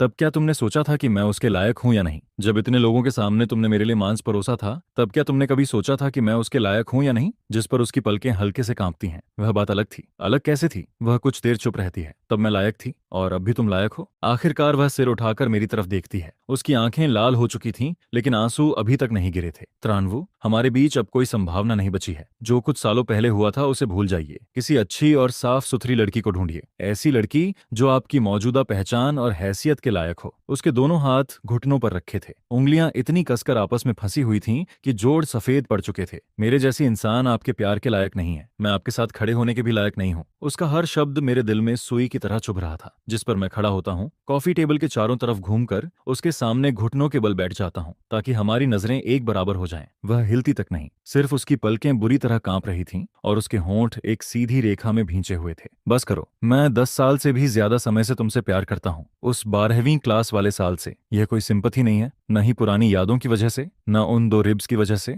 और न किसी एहसान का बदला चुकाने के लिए। मैं तुमसे प्यार करता हूँ क्योंकि वह इंसान तुम हो। क्योंकि जब पूरी दुनिया मुझे नहीं देखती थी, तब तुमने मुझे देखा था। जब बाकी सबने मुझे नजरअंदाज किया, तब तुमने मेरी प्लेट से सब्जियां हटाकर अपना मांस मेरी तरफ सरका दिया था और मुस्कुराकर कहा था कि यह कॉम्पेंसेशन है। तुमने मेरा सेल्फ रिस्पेक्ट बचाया था, वह भी ऐसे तरीके से जिसे किसी ने नोटिस तक नहीं किया। उस नरमी को मैंने पिछले 10 सालों से अपने दिल में संभाल कर रखा है। यह सुनते ही उसके आंसू आखिरकार बहने लगते हैं। लेकिन मैं अब वह लाम ह्वेन नहीं रही। जिंदगी ने मुझे इतना घिस दिया है कि मेरे अंदर कुछ भी नहीं बचा। मेरा गर्व, मेरे सपने, मेरी सारी रोशनी बुझ चुकी है। जिस पर मैं उसकी तरफ देखकर कहता हूँ, नहीं, वह सब अब भी मौजूद है। वह सिर हिलाती है और भी जोर से रोने लगती है। दोनों हाथों से अपना चेहरा ढक लेती है। उसके कंधे लगातार कांप रहे थे। आप नहीं समझते, आप नहीं जानते कि इन सालों में मैंने कैसी जिंदगी जी है। हर रात अजनबियों का मनोरंजन करना पड़ता था। उनके छूने को सहना पड़ता था, उनकी नजरों को सहना पड़ता था, और फिर भी मुस्कुराना पड़ता था। जितनी मीठी मुस्कान, उतना ज्यादा टिप मनी। मैं बहुत पहले ही गंदी हो चुकी हूँ, अंदर से भी बाहर से भी। तुम गंदी नहीं हो। मेरी आवाज बहुत धीमी थी, लेकिन उसमें ऐसी दृढ़ता थी जिसका एहसास मुझे खुद भी नहीं था। गंदे वे लोग हैं जिन्होंने तुम्हें सताया। गंदे वे लोग हैं जिन्होंने तुम्हारी मजबूरी का फायदा उठाया। गंदे वे लोग हैं जिन्होंने तुम्हें और नीचे धकेला। वे लोग गंदे हैं, तुम नहीं। तुम कभी गंदी नहीं थी। जिस पर मैं उसके सामने घुटनों के बल बैठा रहता हूँ, बिना हिले। कमरे में गहरी खामोशी छाई रहती है, और फ्लोर टू सीलिंग विंडो के बाहर तो चो रिवर चुपचाप बहती रहती है। यह रहा आपका अनुवादित स्क्रिप्ट, आपकी सभी निर्देशों के अनुसार। नदी के उस पार की रोशनियां अपनी चमक को पानी की सतह पर बिखेरती हैं, जहां टूटे बिखरे साये लहराते दिखाई देते हैं। दूर कहीं से जहाज के हॉर्न की भारी आवाज गूंजती हुई आती है, जो कमरे की खामोशी में शीशे के पार से हल्के हल्के सुनाई देती रहती है। आखिरकार वह अपने हाथ नीचे कर देती है। उसका चेहरा आंसुओं से भरा हुआ होता है। आंखें लाल और सूजी हुई दिखाई देती हैं, लेकिन उसकी आंखों की गहराई में छिपी सावधानी, विरोध और हीन भावना में अब एक छोटी सी दरार पड़ चुकी होती है। त्रानवु, मुझे थोड़ा वक्त चाहिए। जिस पर मैं सिर हिलाता हूँ। जितना चाहो उतना वक्त ले सकती हो। उस दिन के बाद मैं उसे मजबूर करना छोड़ देता हूँ, लेकिन फिर भी हर दिन उससे मिलने आता हूँ, उसके लिए खाना लाता हूँ, उससे बातें करता हूँ और उसे बताता हूँ कि इन सालों में मैंने अपनी जिंदगी कैसे बिताई। जिस पर मैं उसे अपने स्टार्टअप के शुरुआती दिनों की बातें बताता हूँ, जब मैं बेसमेंट में काम करता था। फिर ट्रोंग लोई की धोखेबाजी के बारे में बताता हूँ, और उन 3 बड़े क्राइसिस के बारे में जिन्होंने मेरी कंपनी को लगभग बर्बाद कर दिया था। इसके बाद मैं उसे वह जवाब भी बताता हूँ जो मैंने कभी फेंक जनरल मैनेजर के सामने नहीं कहा था। जब उन्होंने मुझसे पूछा था कि स्टार्टअप शुरू करने की मेरी असली मोटिवेशन क्या थी। वह सोफा पर बैठकर चुपचाप सब सुनती रहती है। बीच बीच में कभी कोई सवाल भी पूछ लेती है। फिर क्या हुआ? लेकिन सवाल पूछने के बाद वह फिर से नजरें झुका लेती है, जैसे उसे पछतावा हो रहा हो कि उसने जरूरत से ज्यादा दिलचस्पी दिखा दी। इसके बाद मैं उसे हुआ सुन हॉस्पिटल लेकर जाता हूँ, जहाँ उसके पिता लिन जियांगुओ भर्ती होते हैं। वह हॉस्पिटल के बेड पर पड़े होते हैं। उनका आधा शरीर काम नहीं करता, मुंह का एक हिस्सा टेढ़ा हो चुका होता है और उनकी आवाज भी साफ नहीं निकलती। लेकिन जैसे ही उनकी नजर लिन हुआन पर पड़ती है, उनका एकमात्र चलने वाला हाथ धीरे धीरे ऊपर उठता है। कांपती उंगलियां उसकी तरफ इशारा करती हैं, जिस पर लिन हुआन आगे बढ़कर उनका हाथ पकड़ लेती है। वह अपने होंठ हिलाते हैं और बहुत मुश्किल से 2 शब्द बोल पाते हैं, माफ करना। यह सुनकर लिन हुआन झुक जाती है और अपना चेहरा अपने पिता के हाथ पर रख देती है। उसके कंधे बुरी तरह कांप रहे होते हैं। मैं वार्ड के दरवाजे पर खड़ा रहता हूँ और अंदर नहीं जाता। खिड़की से आती धूप उसके शरीर पर पड़ रही होती है। इसके बाद मैं उसे शंघाई की गलियों में घुमाने ले जाता हूँ। नानजिंग रोड, बंड, तियानजिफंग, वुकांग बिल्डिंग और वे सभी जगहें जहां कभी हम दोनों जाना चाहते थे लेकिन जा नहीं पाए थे, वह मेरे साथ चलती रहती है। शुरुआत में हमारे बीच एक हाथ जितनी दूरी होती है, फिर धीरे धीरे वह दूरी आधे कदम तक सिमट जाती है। बंड के किनारे बने तटबंध पर हवा बहुत तेज चल रही होती है, जिस पर उसके बाल उड़ने लगते हैं। वह अपने बालों को कान के पीछे करती है और मेरी तरफ देखती है। तभी उसे पता चलता है कि मैं उसे देख रहा हूँ। क्या देख रहे हो? आसमान। यह सुनकर वह कुछ सेकंड के लिए चुप हो जाती है, फिर दूसरी तरफ मुंह घुमा लेती है, जबकि उसके कान हल्के लाल पड़ जाते हैं। इसके बाद मैं उसके लिए एक जॉब का इंतजाम करता हूँ। यह कोई एहसान नहीं होता, बल्कि वह पोजीशन उसे खुद इंटरव्यू और एप्लीकेशन प्रोसेस पास करने के बाद मिलती है। यह एक एजुकेशन टेक्नोलॉजी कंपनी में करिकुलम डेवलपमेंट और रिसर्च की जॉब होती है, बिल्कुल उसी सब्जेक्ट से जुड़ी जो उसने यूनिवर्सिटी में पढ़ा था। नॉर्मल ऑफिस टाइमिंग होती है और ओवर टाइम की भी जरूरत नहीं पड़ती। जॉब के पहले दिन मैं उसे लेने पहुंचता हूँ, जिस पर वह अपार्टमेंट बिल्डिंग से बाहर आती है। उसने बेज कलर का लॉन्ग कोट पहना होता है, बाल लो पोनीटेल में बंधे होते हैं और चेहरे पर हल्का मेकअप होता है। उसकी आंखें पहले से कहीं ज्यादा साफ और चमकदार दिखाई देती हैं। उसे देखकर ऐसा लगता है जैसे वह फिर से वही लड़की बनती जा रही है जो सालों पहले कैफेटेरिया में बैठा करती थी। जब वह मेरी कार को गेट के पास खड़ी देखती है तो उसके कदम एक पल के लिए रुक जाते हैं। फिर वह पैसेंजर सीट का दरवाजा खोलकर अंदर बैठ जाती है। तुम्हें हर दिन मुझे लेने आने की जरूरत नहीं है, बस रास्ता एक ही पड़ता है। यह सुनकर वह मुझे एक नजर देखती है, जबकि सच ये होता है कि ग्रुप हेडक्वार्टर्स पुडोंग में होता है और उसकी कंपनी जिंगान में, एक हुआंगपू रिवर के इस पार और दूसरा उस पार। लेकिन वह मेरे इस झूठ को सामने नहीं लाती। धीरे धीरे बिजनेस सर्कल की बातें आखिरकार उसके कानों तक पहुंच ही जाती हैं। सबकी शुरुआत फोन कॉल से होती है। एक दिन जब वह कंपनी के ब्रेक रूम में बैठी होती है, तभी एक अननोन नंबर से कॉल आता है। वह फोन उठाती है। दूसरी तरफ एक महिला की आवाज सुनाई देती है। आवाज विनम्र जरूर होती है, लेकिन उसके शब्द कांटों की तरह चुभ रहे होते हैं। क्या आप मिस लिन हुआन बोल रही हैं? मैं मिस्टर चेन के एक बिजनेस पार्टनर की पत्नी हूँ। सुना है इन दिनों मिस्टर चेन और आपकी काफी नजदीकियां बढ़ रही हैं। मैं बस आपको एक बात याद दिलाना चाहती हूँ। मिस्टर चेन की पोजीशन इस बिजनेस वर्ल्ड में क्या है, यह आप भी जानती होंगी, और आपका अतीत बे यूए क्लब में कैसा था, यह भी यहाँ लगभग सभी जानते हैं। मिस्टर चेन अभी आपके साथ हैं, लेकिन यह सिर्फ कुछ समय की नई दिलचस्पी भी हो सकती है। आपको अपनी औकात पहचाननी चाहिए। इतना कहकर कॉल कट जाता है, जिस पर लिन हुआन ब्रेक रूम में बैठी रह जाती है। उसकी उंगलियां फोन को इतनी जोर से पकड़ रही होती हैं कि उनके जोड़ सफेद पड़ जाते हैं। लेकिन बात यहीं खत्म नहीं होती। इसके बाद ऐसे कई और कॉल्स आने लगते हैं। कुछ लोग घुमा फिरा कर कहते हैं, कुछ सीधे अपमान करते हैं, यहाँ तक कि कुछ लोग उसके सीक्रेट सोशल मीडिया अकाउंट पर कमेंट भी करने लगते हैं। नाइट क्लब से निकली हुई औरत सोचती है ऊंची जगह पहुंच गई। मिस्टर चेन जल्दी ही इससे बोर हो जाएंगे। पहले आईना देखकर खुद को देख ले। वह हर कमेंट को पढ़ती है, फिर अकाउंट लॉग आउट कर देती है। उस रात मैं उसके अपार्टमेंट पहुंचता हूँ। वह सोफा पर बैठी होती है। उसके सामने एक सूटकेस रखा होता है जो पूरी तरह पैक हो चुका होता है। त्रानवू, वह सिर उठाकर मेरी तरफ देखती है। उसकी आंखें लाल होती हैं। साफ पता चलता है कि वह अभी रोई है।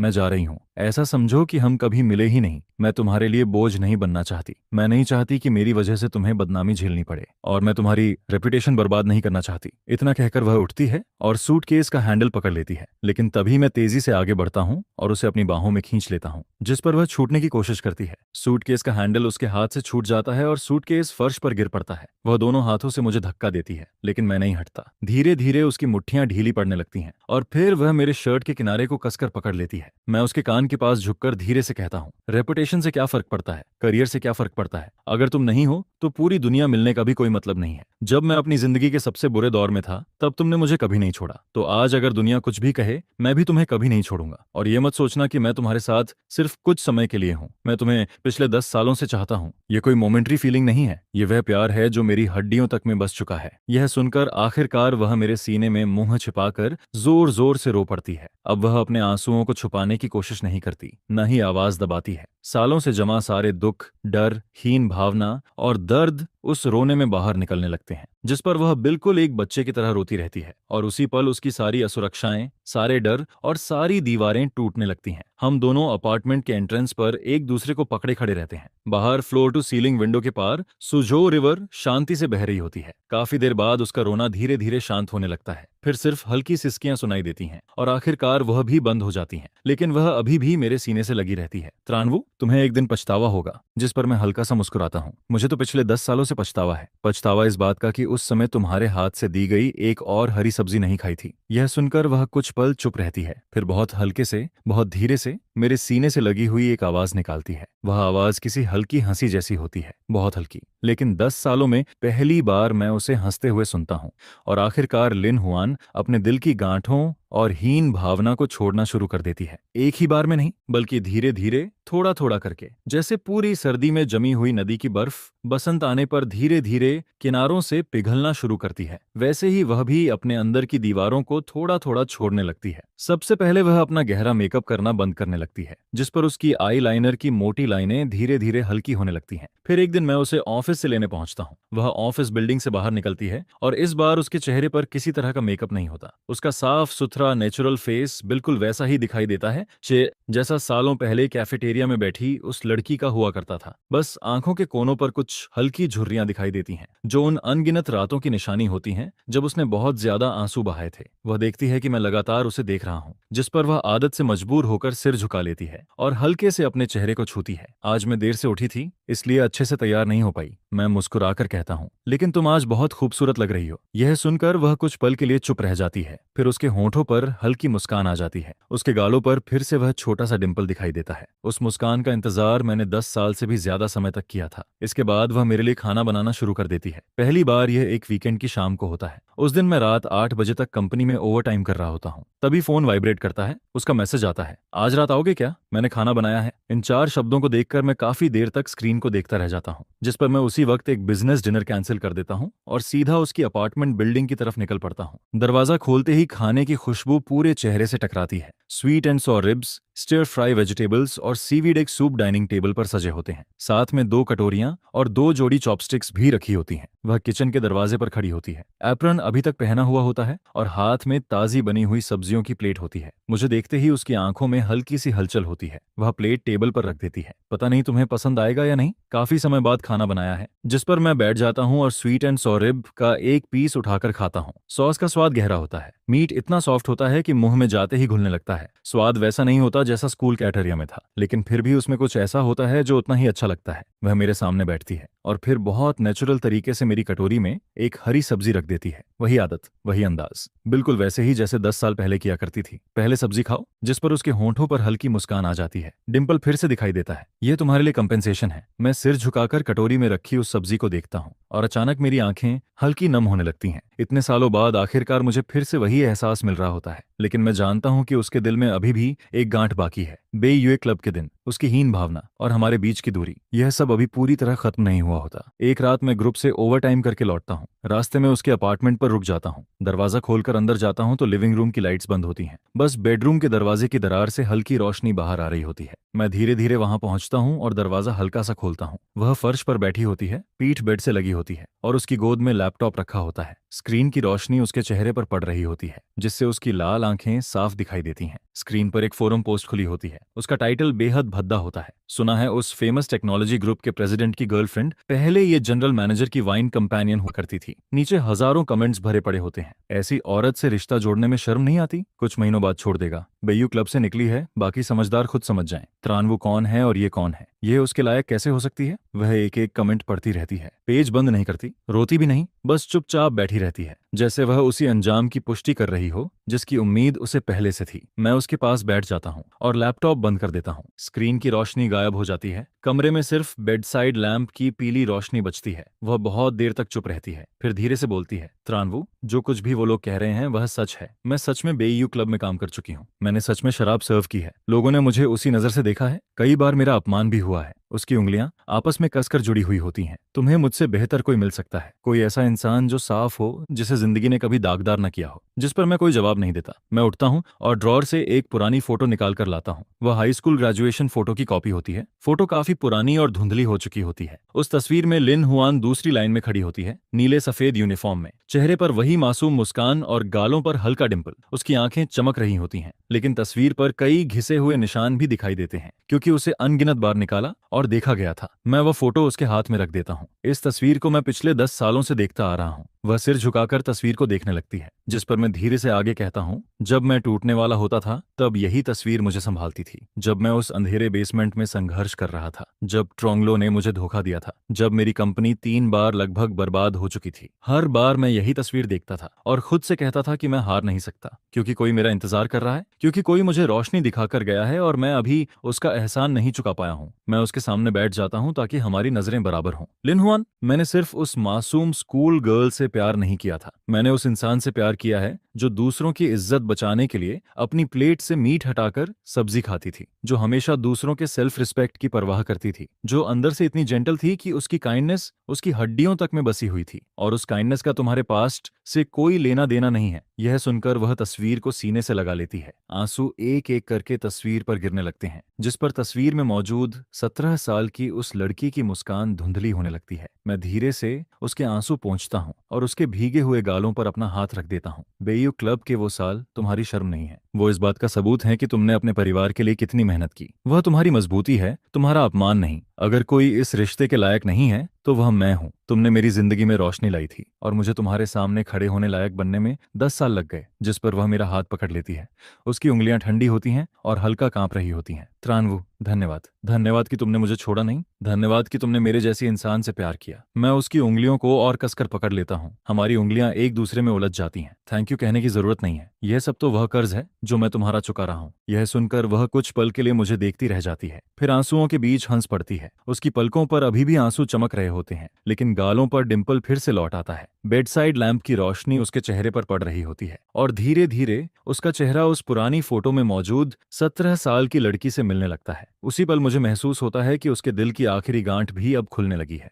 उस वीकेंड मैं उसे उसके पुराने टाउन वापस लेकर जाता हूँ। 10 साल से ज्यादा समय बाद वह वहां लौट रही होती है और इस दौरान पूरा टाउन काफी बदल चुका होता है। नई बिल्डिंग्स खड़ी हो चुकी होती हैं, सड़कें पहले से कहीं ज्यादा चौड़ी और साफ दिखाई देती हैं। सड़कें भी पहले से ज्यादा चौड़ी हो चुकी होती हैं और टाउन में अब शॉपिंग मॉल भी बन चुके होते हैं, लेकिन हाई स्कूल तक जाने वाली वह सड़क अब भी बिल्कुल वैसी ही दिखाई देती है। सड़क के दोनों तरफ लगे पुराने वुतोंग ट्रीज अब भी वहीं खड़े होते हैं, उनकी छाया पूरे रास्ते को ढक रही होती है। सड़क किनारे की ग्रोसरी शॉप ने अपना साइने बोर्ड बदल लिया होता है, लेकिन दरवाजे के सामने रखा पुराना फ्रीजर अब भी वही होता है। स्कूल भी लगभग वैसा ही दिखाई देता है, बस गेट पर खड़े सिक्योरिटी गार्ड बदल चुके होते हैं। अब वह हमें पहचान नहीं पाते। मैं उन्हें बताता हूँ कि हम पुराने स्टूडेंट्स हैं और स्कूल देखने आए हैं, जिस पर वह रजिस्टर में हमारा नाम लिखवाते हैं और फिर हाथ हिलाकर अंदर जाने देते हैं। लिन हुआन मेरे साथ चल रही होती है, लेकिन जैसे ही वह स्कूल गेट के अंदर कदम रखती है, उसके कदम धीरे हो जाते हैं। स्पोर्ट्स ग्राउंड को रेनोवेट किया जा चुका होता है, अब वहां नई रनिंग ट्रैक भी बनी होती है।